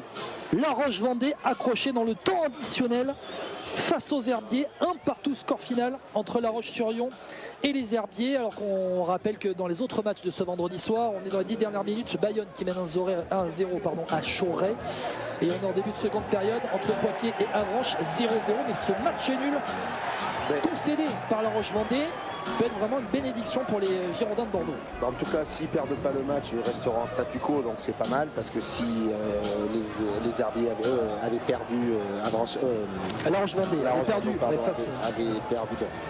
Là, bon, avec un match nul de la part des Girondins, c'est toujours 2 points de perdus. Oui, mais c'est un statu quo, puisque pour l'instant. La bonne idée, ce serait de gagner le match et de grappiller des points avant le match décisif dans 15 jours, qui là donnerait la possibilité aux Bordelais de passer devant. Alors que Lucas Macan, le milieu de terrain charentais, entre en jeu pour cette seconde période, le numéro 20 qu'on voit sur la pelouse. Côté bordelais, pas de changement me semble-t-il. Et au milieu de terrain, c'est poste pour poste, c'est Salim Jabi qui sort, donc remplacé par Lucas Macan. Macan qui est un pur produit de la formation charentaise, lui aussi, mais qui est passé entre-temps par le centre de formation de formation de l'AS Monaco, Olivier. Oui. Oui, il est passé. Lucas Macan qui est un joueur à profil plutôt offensif. Ouais, puis qui va donner peut-être certainement d'autres possibilités par sa vitesse et sa projection vers l'avant. Un très bon attaquant aussi du niveau, et qui a eu une vraie solide formation, d'abord en Charente, puis ensuite à l'AS Monaco. Ouais. Club formateur de Nersac en Charente. Un des rares charentais pur produit de la formation charentaise, alors que on va voir, est-ce qu'il y a un autre changement? Il ne me semble pas. Côté bordelais, les 11 même sur le terrain, avec Yann Extra dans les buts, à défense centrale, Jean Griotti, Diane Diagouraga, Walid El Adjam à droite, Driss Richard là-bas à gauche, le milieu de terrain, on le voit les deux, double pivot dans l'axe avec Abou et Adama Diop. Du bas de la tribune nord, s'il vous plaît, et de descendre de la barrière. Oui, alors, le match ne pourra pas reprendre tant que vous serez sur la barrière. Il y a 2 supporters qui ont des... Merci messieurs. Les Northgate là-bas en train de signaler qu'il faudrait qu'ils descendent, les 2 supporters. De la rencontre, merci de descendre des barrières, s'il vous plaît. Et de l'autre côté, on a aussi des supporters ultramarines qui sont sur les barrières derrière le but. Il ne faudrait pas qu'ils pénalisent leur équipe et que le match soit arrêté. Oui, déjà qu'on commence cette seconde période, donc avec en attaque pour les Bordelais, Royce Openda à droite, Pierre-Bertrand Arnay à gauche et Mathieu Villette avec Ludéric et Tondé. C'est vrai que ce soir ici au Stade Le Bon, c'est 4600 personnes, plus de 1000 supporters bordelais dans les 2 parcages distincts. Et la seconde période qui débute au Stade Le Bon, 0-0, 45 minutes pour faire la différence et 45 minutes aussi pour prendre 2 points d'avance en tête de cette poule de National 2 après le match nul de La Roche-Vendée face aux Herbiers il y a quelques minutes. Le ballon pour les Bordelais qui n'ont pas changé ni de joueur ni de système pour cette seconde période. Première mi-temps quand même dans la maîtrise, on a eu plus de maîtrise chez les Bordelais au fur et à mesure de cette première période. On a vu, ils ont pris l'ascendant. Oui, c'était un peu plus léché, on va dire. Mais bon, Angoulême est en place. Et la projection, premier ballon. Là-bas, le centre plutôt de Chauvier, latéral droit, c'était pas Lucas Macan. C'était Chauvier, attention Lucas Macan qui est au pressing justement et qui va faire faute sur Adama Diop. Et Abouba. Allez, pour ce coup franc. Ça demandera sûrement dans cette seconde période, hein, Olivier Modeste, du mouvement dans l'attaque bordelaise, parce qu'on voit souvent sur les phases de possession une attaque à plat et peu de mouvement, notamment dans l'interligne. Oui, c'est toujours le même schéma préférentiel recherché, ce que je trouve dommage d'ailleurs, parce que pour des joueurs de ce niveau-là, je pense qu'on peut leur proposer autre chose. Mais bon, c'est une stratégie, alors il faut savoir la respecter. Et là, justement, je pense qu'on pourrait, même avec Bahassa, s'y rentrer, il mettrait de la vitesse. Ouais, l'ancien angoumoise, hein, Pierre Bertrand en est au pressing. L'intervention de Mamadou Kamissoko et la touche pour les Bordelais sur le bon touche. Un Bordelais ce soir, un gardien remplaçant, Lassana Débaté comme d'habitude, ainsi que Léo Jousselin, le défenseur. Première feuille de match depuis le mois de novembre pour Léo Jousselin dans cet effectif national 2, ainsi que Soufiane Bahassa, Faisal Manaï et Steve Chamal pour les remplaçants bordelais. Allez, Tobias Vroom pour trouver Ahmed Majid en décrochage. Castera, dos au jeu pour Lucas Macan. Lucas Macan qui demande des solutions. Et Chauvier qui est trouvé. Piston latéral droit. Elisalt qui resserre Chauvier dans la surface. Le centre en rentrée, Chauvier. Castera qui arrive au premier poteau, s'est dégagé en deux temps par les Bordelais. Ballon pris dans le bas-ventre par Adama Diop. Et on va revenir, on va arrêter le jeu, parce que là, Adama Diop, il a pris le dégagement bordelais, mais première projection, on arrive à trouver le décalage. Elisalt pour Chauvier, le centre en retrait, Castera qui était là au premier poteau. Ouais, bon jeu à 3 et puis une magnifique passe dans la surface d'Elisalt qui prend à revers toute la défense, puisqu'ils sont en train d'avancer, il met le ballon dans l'intervalle, c'est difficile de défendre. Et le jeu qui va reprendre, voilà, ballon posé à terre, parce que c'était un arrêt de jeu alors que les Charentais avaient le ballon dans les pieds. Et c'est Gatien Foll qui évolue un petit peu plus quand même dans ce milieu de terrain, dans l'axe, un peu en sentinelle. Victor Elisalt qui dézone beaucoup et qui est trouvé là-bas, le capitaine charentais. Intervention de Jean Griot, encore une fois, ça va travailler à 3 avec Diop. Griot, Trichard pour se dégager, plutôt se donner de l'air. Et Walid El Hadjam, ballon dans les pieds, et on sent que les Bordelais, en tout cas, je ne vais pas dire se ruent moins dans le camp charentais, mais prennent un petit peu plus le temps et vont chercher peut-être un petit peu plus la maîtrise du ballon dans ce début de seconde période. Ouais, c'est le sentiment que l'on a, puisqu'ils jettent un peu moins le ballon vers l'avant, ils essaient de trouver des relations au milieu, ce qui n'était pas forcément le cas en première mi-temps. Le renversement, c'est voilà.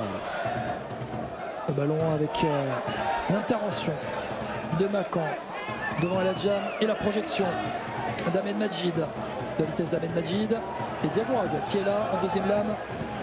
Ballon pour Extra qui est pressé. Voilà, relance courte, pas de précipitation. Oui, alors que Adama Diop trouvé dans l'axe. Le gardien relancé pas court.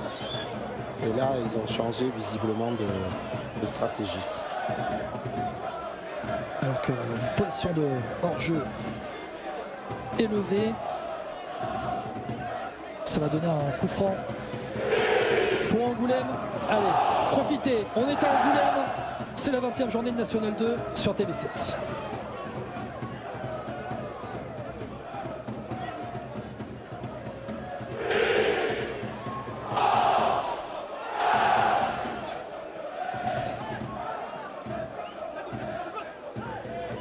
C'est une bonne rentrée, Nathan.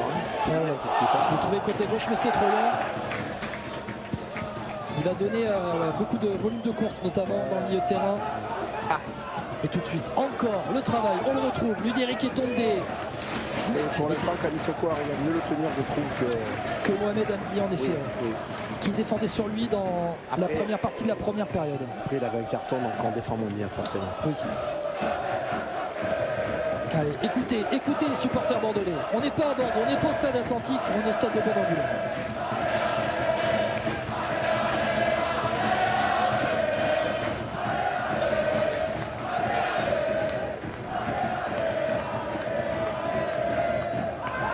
tacle là de Lucas Macan. Attention la semelle sur Mathieu Villette. L'arbitre était juste devant, il ne dit rien. C'est méchant, hein, c'est sur le tibia, qui est posé sur le tibia, voire le genou, je pense même.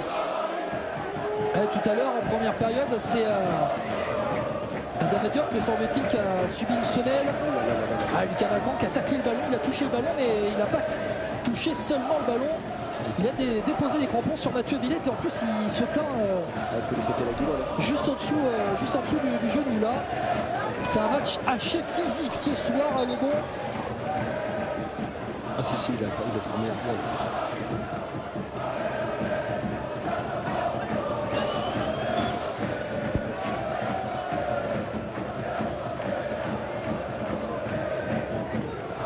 Alors qu'on a vu le ralenti il y a quelques instants sur TV7.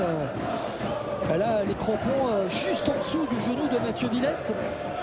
Et Lucas Macan qui ne prend même pas de carton en plus sur cette intervention. D'ailleurs, Bruno Yerles n'est pas du tout content. Ah oui, alors Bruno Yerles, il peut franchement... Il a raison. Il peut vraiment donner, en tout cas, non, c'est gratuit. étaler toute sa colère. Non, le joueur a la première intention de... Ah ouais, mais il peut lui casser le genou là, Lucas Macan à Mathieu Villette. Et il ne prend même pas de carton. Alors oui, l'intervention, c'est Lucas Macan qui a pris le premier le ballon. Mais la deuxième lame... Mais la deuxième lame, oui, elle est sanctionnable, hein, on le rappelle. C'est pas parce que vous prenez le ballon que forcément derrière, les crampons peuvent être déposés. Toujours est-il qu'on en reste à 11 contre 11 sur le terrain.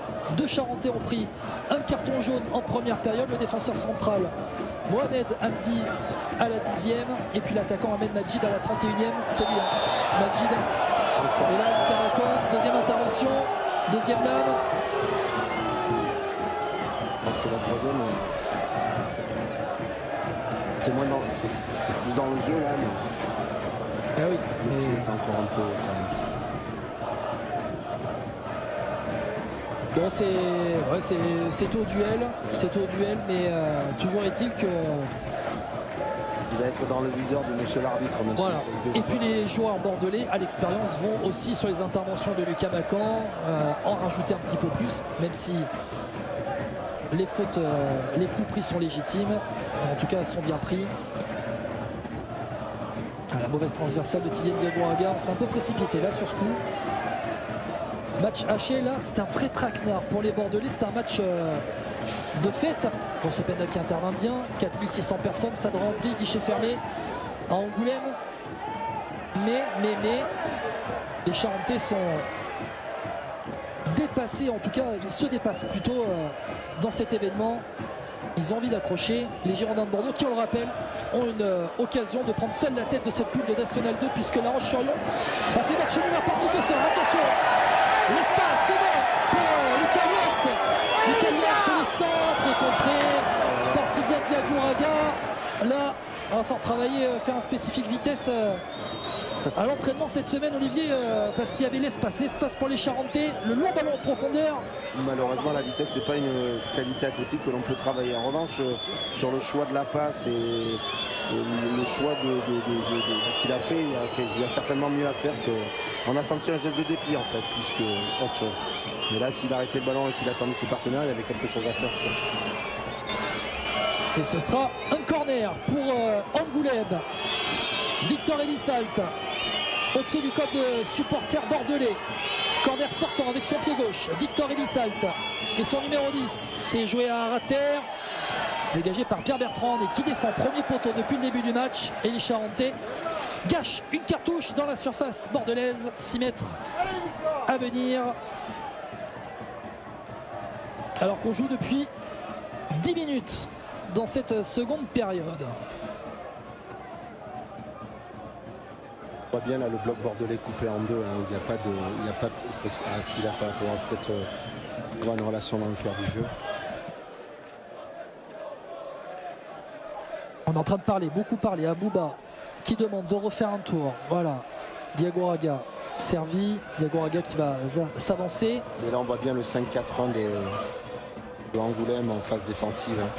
Avec un libéraux et deux lignes de 4. Hein. Ouais, c'est... Là, il faut des dribbleurs, il faut de la vitesse, il faut mettre de la folie parce que sinon il y a une très belle organisation de la part d'Angoulême dès qu'ils perdent le ballon.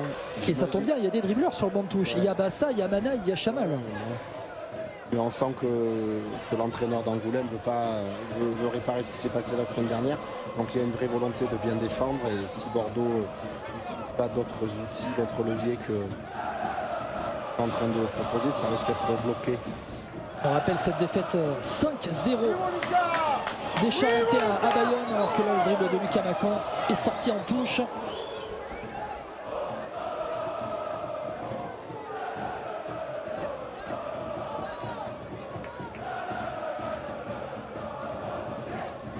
Et on rappelle l'info aussi à la mi-temps, après le pénalty refusé à Mathieu Villette en première période, les Bordelais ont posé une réclamation pour ce pénalty qui aurait dû être donné à retirer et non un coup franc donné à Angoulême après ce pénalty raté car touché 2 fois au moment de la frappe par Mathieu Villette, une glissade à double contact. Pénalty refusé, le long ballon pour Openda, la vitesse et la couverture de Tobias Voum Voum. Et derrière c'est Luderik Etondé qui se bat pour récupérer le ballon. Luderik Etondé, l'intervention de Liort. Il va réussir à donner à Castera. Et la relance, Lucas Liort.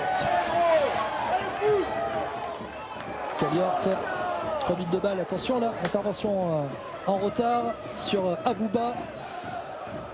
Au fond pour les Girondins de Bordeaux, afin de donner de la vitesse là, Olivier Modeste, donner de la vitesse pour les Girondins de Bordeaux afin de faire la différence parce que pour l'instant on est un petit peu dans ce premier quart d'heure de la seconde période, on est un peu sur un petit train-train, une petite monotonie.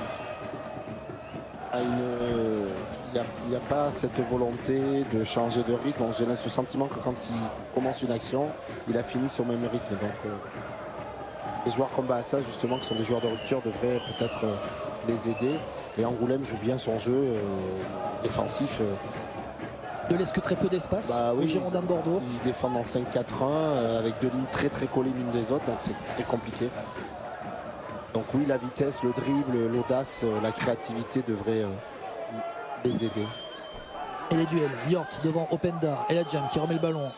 Et Villette, le bras pour l'écarter de Camisoko à l'expérience. Très costaud. On voit aussi l'ancien joueur de Ligue 2, notamment à Pau. Mamadou Camisoko, 32 ans. Qui est très calme dans ses interventions. Arrivé de Cannes l'été dernier. Ouais. Passé par le centre de formation des Girondins de Bordeaux, les équipes de jeunes, la réserve en N2, fin des années 2000, début des années 2010. Allez, Diagouraga. Donner un peu de vitesse là, avec Mathieu Villette. Mathieu Villette qui est serré par Elisalt. Et les Bordelais arrivent quand même à conserver le ballon. Abouba se donner de l'air là avec Jean Griot. Et c'est là qu'il faut arriver à trouver cette passe qui va casser la ligne. Driss Richard. Elle est pratiquement impossible à faire. Ou trouver un décalage peut-être. Walid El Hadjam, Serbi, côté droit. Là, il faut rentrer, il faut des dédoublements, il faut mettre de la créativité. Non. L'homme défend très bien. Est-ce que ça peut passer? Alors l'entrée d'un dribbleur, oui, on le rappelle, il y en a sur le banc. Manaï, Chamal, ça, et sortir peut-être un des attaquants pour avoir peut-être un attaquant en plus. C'est bizarre dire que pour marquer un but il faut peut-être sortir un attaquant dit comme ça, voilà, mais trouver peut-être un attaquant de pointe en moins pour un créateur en plus dans l'entrejeu. Oui, en tout cas il va falloir qu'il puisse trouver d'autres solutions parce que là sur cette séquence ça se voit, c'est très flagrant. Il y a très très peu d'espace entre les lignes, donc même s'ils reçoivent le ballon, un dribbleur, de la vitesse, ça vous amène aussi des fautes, des coups de pied arrêtés, donc ça peut aussi être un moyen de pouvoir marquer un but. Alors que Steve Chamal s'apprête à entrer en jeu, on le voit à côté de Bruno Herles, devant le banc de touche des Bordelais. Steve Chamal de retour de blessure. Et on a vu Léo Jousselin aussi quitter le banc de touche pour aller s'échauffer. 4 joueurs de champ ce soir, et c'est Pierre-Bertrand Arnay côté gauche là-bas, numéro 11, qui va sortir en vol numéro 11, qui est déjà pris sur le tableau du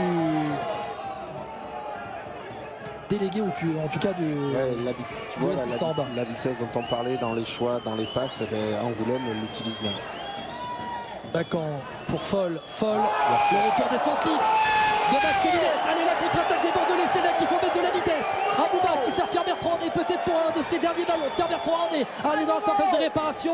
Arnay qui rentre dans l'axe. Arnay, la frappe, elle est contrée. Aïe, il cache une cartouche. Il y avait Abouba qui avait appelé dans son dos là. C'est dommage. Il y avait un super dédoublement à jouer. Et là, pour le coup, il était tout seul pour centrer. Ça aurait pu être dangereux. Il a choisi la solution individuelle. Prendre la solution individuelle, c'est bien, mais il faut que ça marche. Il faut qu'il y ait moins une intention de jeu, une frappe, quelque chose, quoi. Et Tondé qui va travailler encore là-bas, côté gauche. Le centre des Tondé, il n'y a personne qui a plongé. Ce sera un 6 mètres et on va faire entrer Steve Chamal, donc à la place de Pierre-Bertrand Arnay. Il est numéro 11. C'est du poste pour poste. Pierre-Bertrand Arnay. Entrée du numéro 27, Steve Chamal. Poste pour poste, à la gauche de l'attaque bordelaise.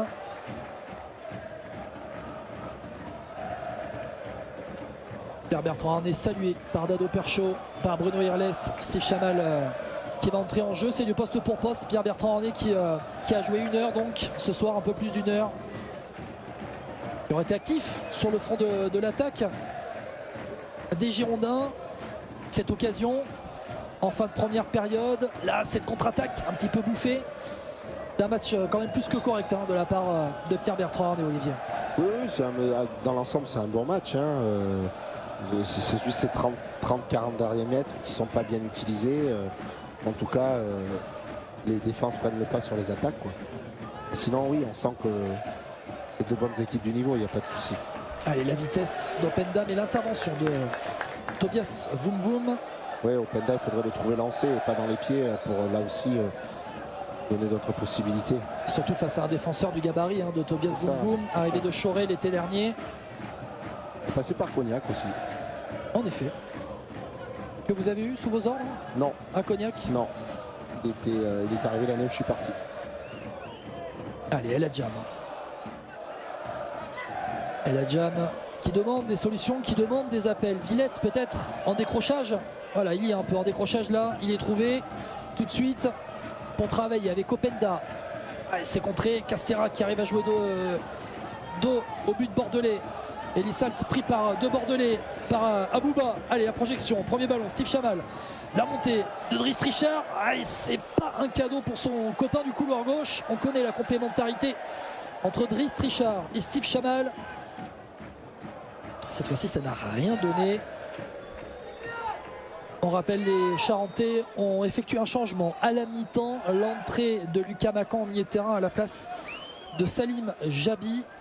Il y aura peut-être un deuxième changement qui va intervenir dans quelques instants. On appelle un joueur qui était en train de s'échauffer derrière le buteur de Alexis Mignonneau. Allez, côté gauche, avec Steve Chamal qui va déborder. L'intervention de Théo Chauvier. Et la mauvaise remise de Ludirik et Tondé.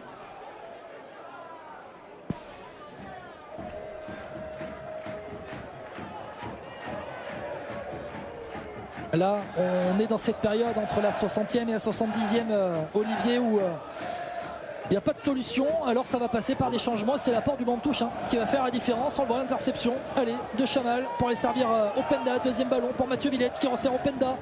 Openda, le centre d'Openda. C'est trop long. Ça va traverser la surface. Ça devient stérile et on sent que les deux équipes n'ont pas envie de perdre. Donc du coup...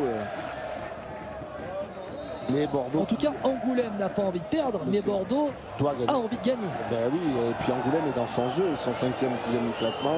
Ils viennent de prendre 5-0, donc ils assurent, ils arrêtent l'hémorragie pour repartir de l'avant. Ils jouent contre un des leaders. C'est pas à eux de faire le jeu. Et c'est un leader, ou en tout cas une équipe qui veut monter, doit prendre le jeu à son compte et doit se comporter en tant que tel. On rappelle La Roche-Vendée qui a été accroché dans le temps additionnel face aux Herbiers ce soir. Le match c'est terminé. Ça devrait les galvaniser.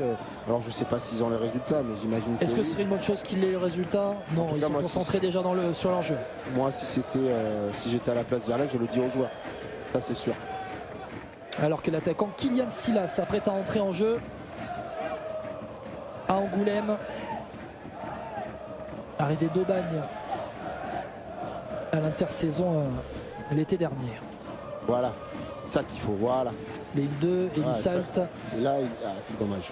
Et Chauvier, le ballon hors jeu, Anthony Castera. Largement. Voilà. Et voilà, là au moins, voilà, il y a une utilisation du couloir avec un jeu combiné avec 4 joueurs. S'il avait profité de ce décalage pour lancer son coéquipier, on a pu avoir une situation dangereuse. Mais bien lu et bien défendu par les Girondins de Bordeaux, qui ne se sont pas jetés et qui ont mis en jeu Anthony Castera sur l'appel en profondeur.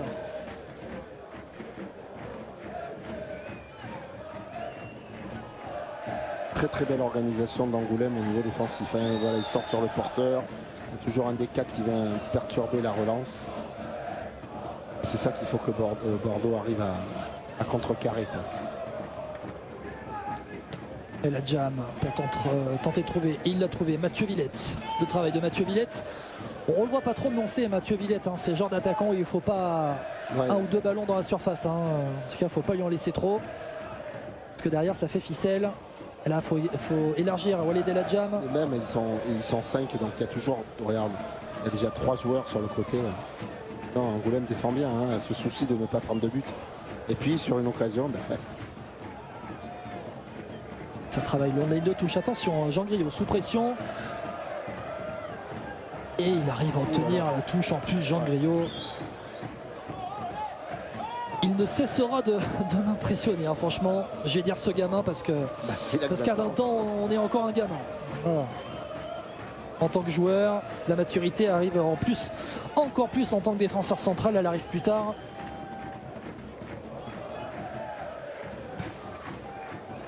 Match particulier pour vous sur Angoulême-Bordeaux, Olivier Modeste.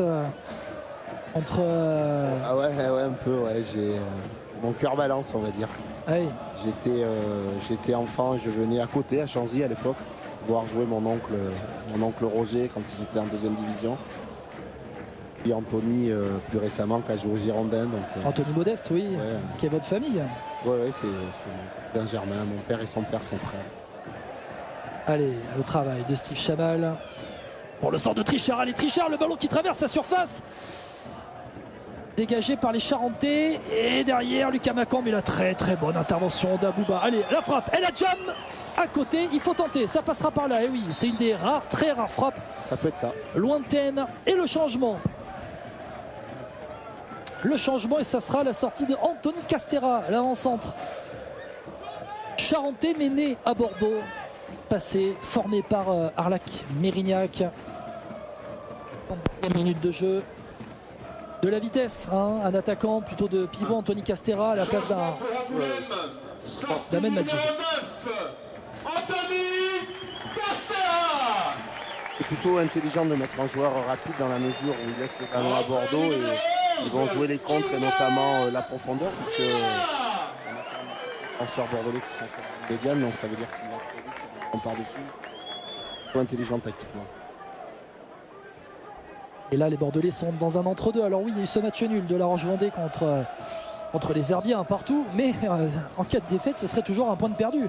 C'est-à-dire qu'on part à l'abordage côté bordelais pour aller gagner ce match. Mais une contre-attaque. Et tout de suite... Bordeaux doit gagner parce qu'ils ont un match en retard. Et les Bordelais ont un match en avance par rapport à La Roche-Vendée. Oui, en effet. Je vois ce que vous voulez dire. Et du coup, ça donne quand même...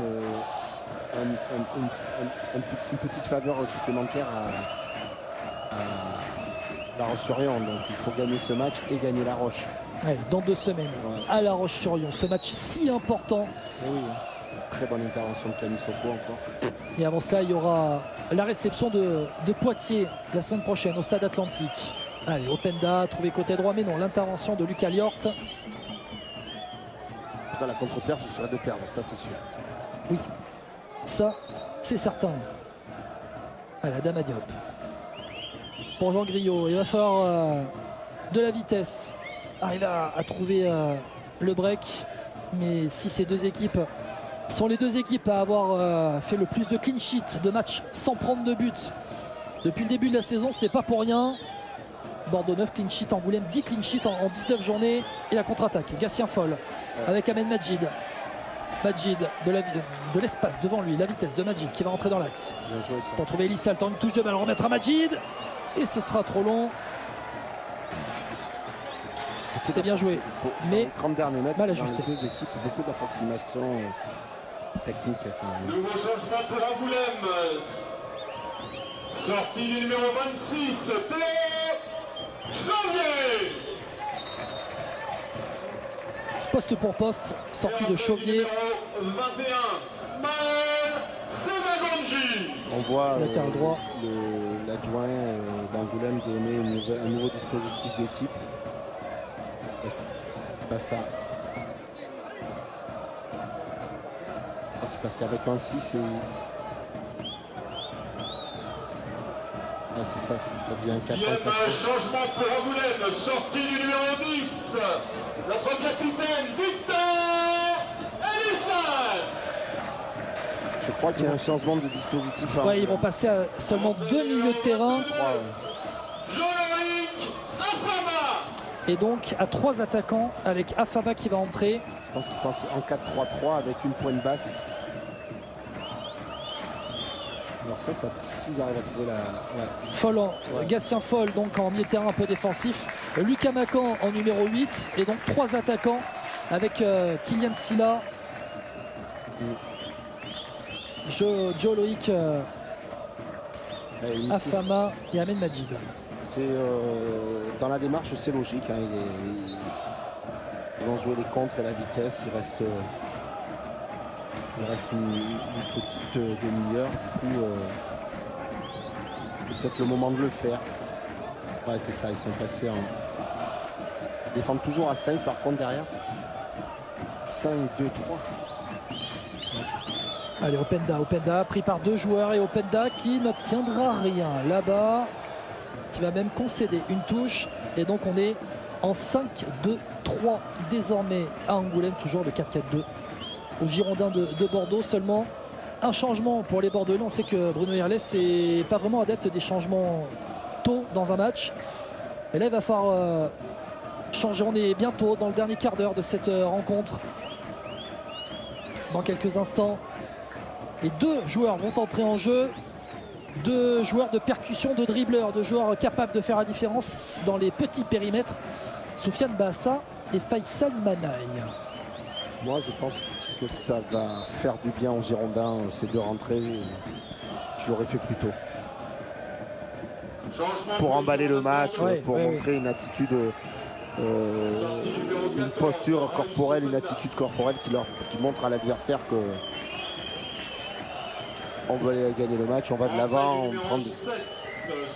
on prend des risques, on met de la créativité, du dribble et changer quelque chose. Et donc sortie des dernier quart d'heure, mais je suis intimement convaincu que c'est une bonne chose pour les Girondins. Ouais, sortie des attaquants Mathieu Villette et donc Royce Openda. On va garder la grande carcasse de Ludéric Etondé à la pointe de l'attaque. On va faire tourner. Qui pour moi a fait le... Si j'avais un joueur bordelais à ressortir. Ah ouais, du match. Ouais. Pas que bordelais. Ludéric Etondé avec Faisal Manaï en vrai numéro 10 pour tourner autour. Qui est servi là. Et donc Soufiane Bassa qui rentre à droite. Il touche le ballon. Soufiane Bassa là à la place de Royce Openda. Et Soufiane Bassa il va même de suite obtenir le corner. C'est une évidence. Tout de suite. C'est jouable rapidement. Allez, Faisal Manaï, mettre le ballon dans la surface de réparation. Manaï, c'est capté par Alexis Mignonneau. Réorganisation donc de l'attaque bordelaise. On garde donc Abouba Adama Diop dans le milieu de terrain. Et donc Faisal Manaï en numéro 10, en soutien de Ludéric Etondé. À gauche, Steve Chamal. À droite, Soufiane Bassa reste sur le banc de touche. Léo Jousselin, le défenseur, ainsi que gardien remplaçant Lassana Diabaté. À Angoulême, on a fait entrer 4 des 5 remplaçants. Il ne reste que le milieu de terrain Paul Méliande. Bordeaux est passé en 4-2-3. Hein. Ah oui, avec le numéro 10, donc Faisal Manaï, en effet. 4-4-2, mais 4-2-3-1 avec donc 2 joueurs de couloir, Chamal et Bassa. Et Manaï en vrai numéro 10. Pour aller justement trouver des solutions dans l'interligne. Côté droit, le centre. Je pense que c'est un dispositif qui devrait faciliter l'animation offensive des Girondins. Ah oui. Et Abouba avec un Extra qui est obligé d'allonger. On est dans le dernier quart d'heure de cette rencontre en direct sur TV7. Olivier Modeste à mes côtés pour commenter cette rencontre depuis le stade Lebon d'Angoulême. La bataille pour la montée en nationale avec ce soir La Roche-Vendée qui a été accroché un partout face aux Herbiers. Et pour l'instant statu quo puisque Bordeaux est accroché à Angoulême 0-0. Match haché, interrompu pratiquement 10 minutes en première période suite à un penalty annulé mais qui aurait dû être donné à retirer. Les Girondins ont posé une réclamation. En attendant, les Bordelais ont du mal à faire sauter le verrou charentais. Les Charentais un petit peu à l'arrêt, 5e de cette poule. Ouais. Mais à l'arrêt avec seulement 2 victoires depuis la fin du mois de novembre.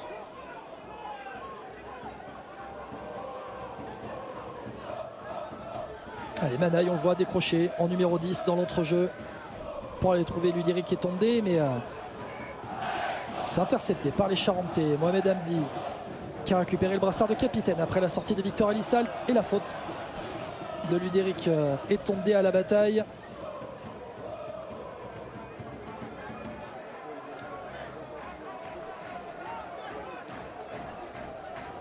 Bien joué ça. Madji qui arrive à se retourner. Silla en déviation, perte de balle. Allez, c'est là, il faut exploiter cette contre-attaque avec Faisal Manaï. Manaï qui arrive à transmettre, non, l'intervention de Voum Voum. Manaï qui se bat. Et ça joue, récupéré par Gatien Foll. Manaï qui est resté à terre. Oula, attention, peut-être l'épaule déboîtée. Non, il a pris en tout cas un Charentais dans les côtes. Et l'entrée en jeu à venir du dernier remplaçant qui n'était pas en jeu. Paul Méliand, formé au Pau FC. Paul Méliand, qui a d'ailleurs un frère jumeau, joueur en top 14. Martin Méliand, ouvreur à Lyon. Il peut entrer en jeu. Paul Méliand à la place de Ahmed Majid, qui venait donc de toucher son dernier ballon. Renfort au milieu de terrain pour les Charentais.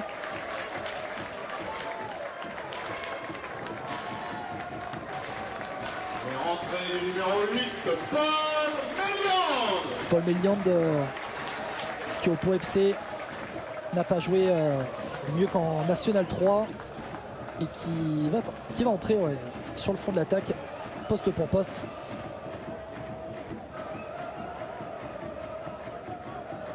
Côté gauche.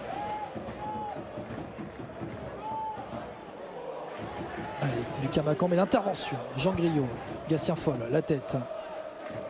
Déviation, ça revient dans les pieds de Silla qui écarte côté droit avec Sedagonji, entré en jeu en seconde période. Le centre, il est contré, ce serait une touche.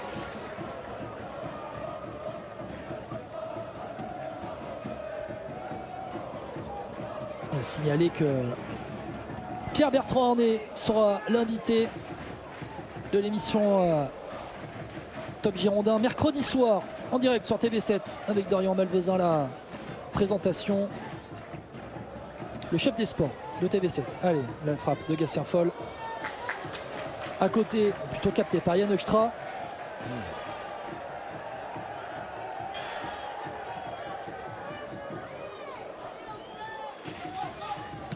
Intervention de Liort. Ça revient sur Yann Extra. Ça va ressembler à ça jusqu'à la fin de match. Olivier, les Charentais qui vont pas se... On ne sait pas faire le jeu une fois de plus. Ils viennent se rassurer après leur défaite, ne pas prendre de but, c'est que... C'est bien ça, une touche de balle dans la surface. Allez, Tondé qui n'arrive pas à se retourner, c'est dommage. L'intervention charentaise avec Lucas Liort. Et derrière, la récupération avec Sedagonji, le ballon en profondeur, la sortie de Yann Extra, loin en dehors de sa surface, qui envoie le ballon sur le parking du stade Lebon. Et la touche avec ce bon ballon de Sedagonji qui fait cette touche justement. Hamdi avec Foll. Ça travaille là-bas avec Joloïc Afama. Arrivé l'été dernier de la réserve de Nantes. Dégagement bordelais, lui dirait qui est tombé, qui continue, allez, à droite, il y a de l'espace là avec Soufiane Bassa, l'ancien Charentais ici à Le Mans. Ah, le mauvais contrôle et le retour de Tobias Voum Voum pour dégager. Et la touche pour les Bordelais. La semelle en retard sur Walid El Hadjam. Et oui, la semelle en retard dans les 10 dernières minutes de cette rencontre de Kylian Sylla.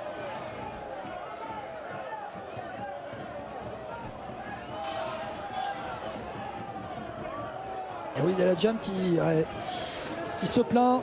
Je rappelle qu'il reste un joueur. Encore une faute gratuite, encore un geste d'anti-jeu, ils s'en sortent bien. Hein. Ouais. Et il reste un joueur sur le banc de touche, hein, un joueur de champ bordelais sur le banc de touche, c'est Léo Jousselin qui n'a plus joué depuis sa dernière feuille de match le 22 novembre dernier à Lorient. Ah, t'as reçu en retard, on a vu sur le ralenti. Et coup franc pour les Girondins de Bordeaux. Allez, peut-être mettre de la taille dans la surface de réparation.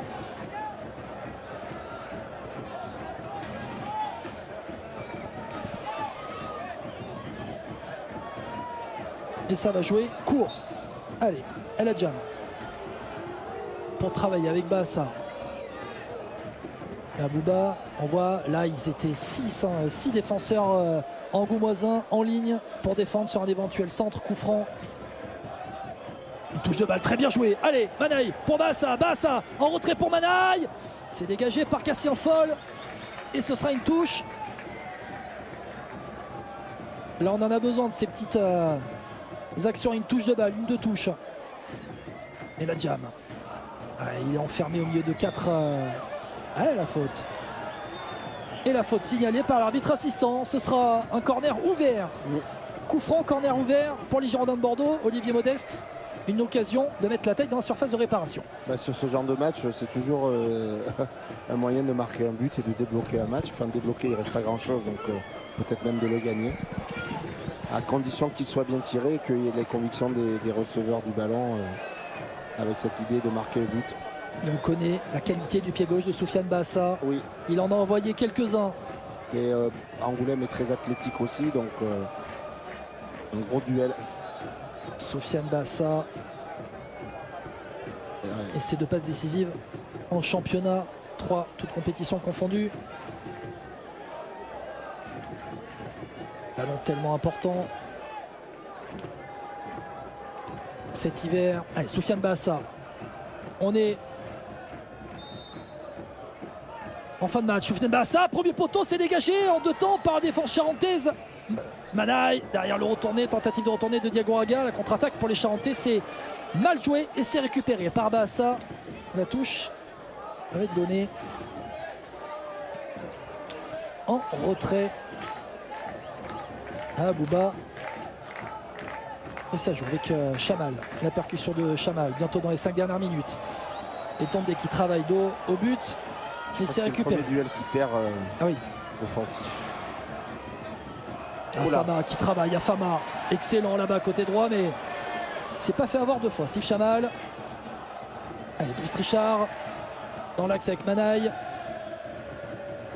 Qui va temporiser, attendre du soutien. Équipe bordelaise un peu coupée en 2 là. C'est la fin du match. Il perd le ballon. Manaï est entré en jeu il n'y a pas longtemps. Il se bat pour récupérer.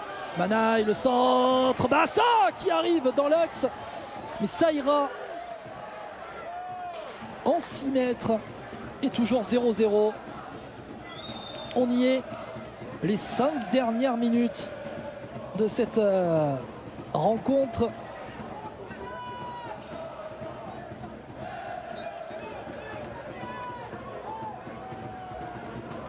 Pour l'instant, le plan de jeu de Angoulême marche parfaitement. Ne pas prendre de but.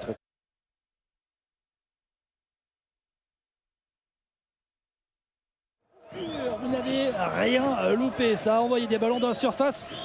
Et on est dans le temps additionnel. 5 minutes de temps additionnel. Ça se tend de plus en plus. Olivier Modeste. Ce match aura été tendu du début à la fin finalement. Oui, on sent une fois de plus 2 équipes qui défensivement ne prennent aucun risque et défendent très bien. Et puis les animations offensives ne sont pas suffisantes, ou en tout cas il n'y a pas assez de créativité. On a vu je crois une frappe. Je crois, de la part des Bordelais à l'extérieur de la surface. et encore moins pour Angoulême. Donc ça me rend un match stérile pour des raisons et des objectifs différents. Une équipe qui ne veut pas perdre par rapport au 5-0 et une équipe aïe. Attention, Kylian Silla, le ballon qui part en profondeur et l'intervention de Tidiane Diagouraga. On a vu une intervention il y a quelques instants, ça n'a pas été sifflé par l'arbitre. Et veuillez nous excuser encore une fois pour cette coupure. Décidément, ce match aura été mouvementé du début à la fin. En première période, c'est une interruption de match. Et là, bon, on a une petite coupure. Il n'y a pas eu d'énormes occasions, mis à part un coup franc joué dans la surface par Bahassa, dégagé par les Charentais. Allez, la touche, on est dans le temps additionnel. 5 minutes de temps additionnel. Dans côté droit, ça peut faire mal. C'est Dagonji. Attention, deuxième poteau, Lucas Liort. Deuxième tentative pour Liort. Le crochet dans la surface. Liort, la frappe. Oh là là là là là là là là. Silla, il s'est pas jeté dans les 6 mètres. À quoi ça peut se jouer parfois, une montée ou non en national, mais surtout un match. 1 point c'est bien, mais 0 point c'est pire. Et là, l'occasion la plus franche de la deuxième mi-temps. Ah oui, clairement, et même pratiquement du match avec le pénalty refusé de Mathieu Villette. J'en connais un là, Thibaut Touré, qui a dû avoir très très chaud. Ouais. Il fait une petite dédicace parce qu'il est très amoureux des Girondins et on s'est organisé à Cognac pour qu'il puisse voir le match et changer nos séances d'entraînement. Mais là, comme vous êtes beaucoup, supporters girondins à nous suivre, comme chaque week-end, en direct sur TV7 pour cette fin de match à Angoulême, entre Angoulême et Bordeaux. Allez, Chamal, 50 mètres des buts charentais, et Mignonneau qui n'a pas eu d'énorme arrêt à faire dans cette rencontre. En général, quand il y en a une pour une équipe dans ce genre de match, il y en aura une pour Bordeaux. Alors peut-être, avec Etondé, Chamal, petit ballon qui resserre Etondé, Camisoko à la couverture, et ce sera un corner. Allez, là peut-être ce corner dans la dernière minute. C'est toujours pareil. La 95e. Alors que c'est en train de se chauffer là-bas entre Etondé. Ouais, c'est chaud, attention Etondé. Avec Tobias Vumvoum, il a pris un carton jaune. Etondé. Ce match aura été électrique depuis la première minute. Et l'arbitre qui va demander à tout le monde de se calmer. Il va avertir les deux. Alors Etondé avait pris un jaune. Là déjà, avant que ce corner ne soit frappé par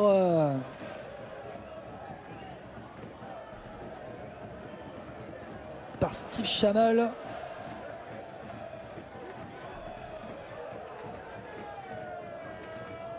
Allez là, on est dans la dernière minute.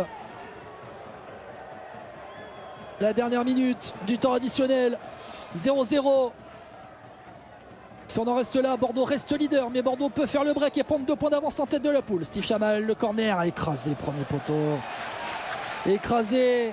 Et oui, il faut mieux les jouer ces occasions. Et Trichard qui même va repasser avec Yann Hoekstra qui va sans doute remettre un long, très long ballon. Alors que ça chauffe encore au milieu de terrain là. Long ballon d'Hoekstra. Et il est encerclé là. Il est pris Mathieu Villette. Et c'est terminé. C'est terminé. Les Girondins de Bordeaux dans un match électrique, accroché, haché. Alors que ça chauffe encore entre Ludirik et Tondé, Tobias Vumvoum, les Girondins de Bordeaux accrochés à Angoulême, 0-0.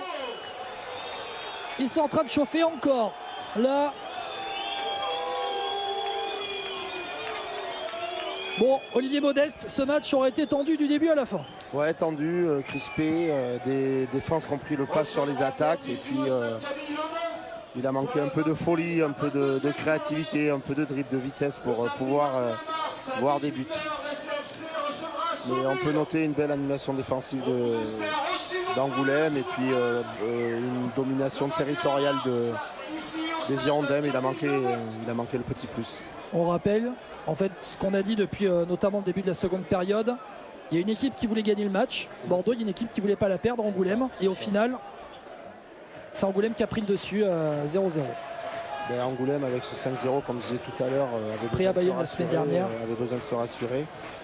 Et pour autant, Bordeaux a besoin d'engranger des points et de faire le plein pour pouvoir aller au bout, quoi. Encore une fois, veuillez nous excuser pour l'interruption en fin de match de cette rencontre, les images qui ont sauté ici au stade Le Bon d'Angoulême. 4600 personnes, 4600 personnes, 1000 supporters bordelais. Ce soir, il y aura une peur, on doit le dire quand même, une peur de voir cette barrière s'effondrer sur le but refusé de Mathieu Villette. Un but refusé, ce penalty refusé, frappé en milieu de première période, double contact. Il aurait dû être. Ça sera quelque chose que l'on va devoir vérifier dans les semaines à venir pour voir si la réserve bordelaise a été bénéfique ou pas, parce que l'arbitre n'a pas suivi le règlement, donc je ne sais pas comment ça peut se passer a posteriori, mais Arbitre, malheureusement, un petit peu. Je dois l'avouer, il y a certains qui sont spécialistes pour critiquer en permanence les arbitres. Nous, sur TV7, on a l'habitude de dire quand ils sont bons et parfois quand ils ratent un petit peu leur match. Malheureusement, ce soir, l'arbitre de la rencontre a été un petit peu dépassé par les événements et ce match, attention. Ouais, il a autorisé quelques gestes dangereux. Sans des interventions sur les Bordelais très limites. Sans les avertir, donc ça a un peu joué le jeu des Charentais. Et sur cette action-là, bon, il s'est trompé, mais encore une fois, le contexte du match avec cette barrière qui s'effondre, peut-être qu'il a été pris d'une autre émotion, qu'il est sorti de son match. On va voir dans les semaines à venir si c'est une réserve qui peut. J'y crois pas, parce que depuis que je suis dans le monde du football, je vois jamais les réserves aboutir. Encore plus en National 2. On verra. En tout cas, si la réserve a été portée comme il faut et au bon moment, ça va être étudié. On va Mamadou Camisoko en train de discuter avec Bruno Irles. Les deux se connaissent puisque Camisoko a été entraîné par Bruno Irles à Pau en National. Ouais. Ils sont montés ensemble en Ligue 2. C'est ça. Dado Perchaud qui discute aussi. Et les Bordelais qui vont aller saluer leurs supporters. Une journée avec un statu quo. Ouais, puisque les deux co-leaders de cette National 2 ont été accrochés. On va en profiter pour aller rappeler les scores de cette 20e journée de National 2 qui a donc commencé ce soir par le match nul entre La Roche-sur-Yon et les Herbiers. 1 partout, La Roche-sur-Yon égalisé dans le temps additionnel de la rencontre. On peut se dire aussi que les Bordelais ne sont pas passés loin de la correctionnelle. C'est ça, alors, il y a le verre à moitié vide et à moitié plein, hein, parce que si ils avaient pris 3 points aujourd'hui, ça leur laissait une cartouche supplémentaire. Hein, donc c'est une journée statu quo. Bayonne, 3e, qui s'est imposé à Choré. 1-0, malgré un carton rouge en fin de match pour les Bayonnais. Et puis 0-0 entre Poitiers et Avranches. Important là aussi pour les Poitevins. Dans la course, on voit les bancs angoumoisins plutôt heureux de ce résultat, avec beaucoup de sourires quand on voit un peu de tristesse ou de frustration chez les Bordelais. Un grand merci à toutes et à tous. Olivier Modeste, merci d'avoir été avec moi pour cette rencontre. Demain, un match avec Cognac ce week-end. Ouais, nous aussi on n'est pas dans les mêmes proportions, mais on est un peu dans la même configuration. On est premier, on a une équipe qui nous suit étirée avec un match en retard. Donc bon, voilà. On est rentré dans le sprint final. Eh oui, ce sprint toujours intéressant et excitant pour les joueurs, même si toute proportion gardée. Bien sûr. Pas de la National 2. Ce sprint final qu'on va vivre ensemble en direct sur TV7 pour la fin de saison la semaine prochaine. Réception de Poitiers au Stade Atlantique avant le match tant attendu à La Roche-sur-Yon dans 2 semaines, mercredi soir. Eh bien, en direct sur TV7 dans le 19h Top Girondin, dans le 19h Sport de TV7. C'est Pierre-Bertrand Arnay qui sera l'invité. Et bien notamment de Dorian à Malvezin. Un grand merci à Théo Hameux, Thomas Lamort à la réalisation, ainsi que nos équipes techniques ici au stade Le Bon d'Angoulême. Olivier Modeste, merci beaucoup de m'avoir accompagné. Et puis merci à vous de m'inviter. Merci, c'est un réel plaisir. Je kiffe vraiment faire cet exercice. C'est très intéressant pour moi en tant qu'entraîneur d'observer des équipes d'un autre niveau et de voir un peu les systèmes tactiques, tout ça. Ça me plaît beaucoup. Merci à vous. Plaisir partagé. Olivier Modeste, un grand merci aux supporters girondins d'avoir fait le déplacement également en nombre ce soir au stade Le Bon d'Angoulême. Les Girondins accrochés à Bordeaux 0-0. Bonne soirée à toutes et à tous. Bon week-end et à très bientôt sur TV7.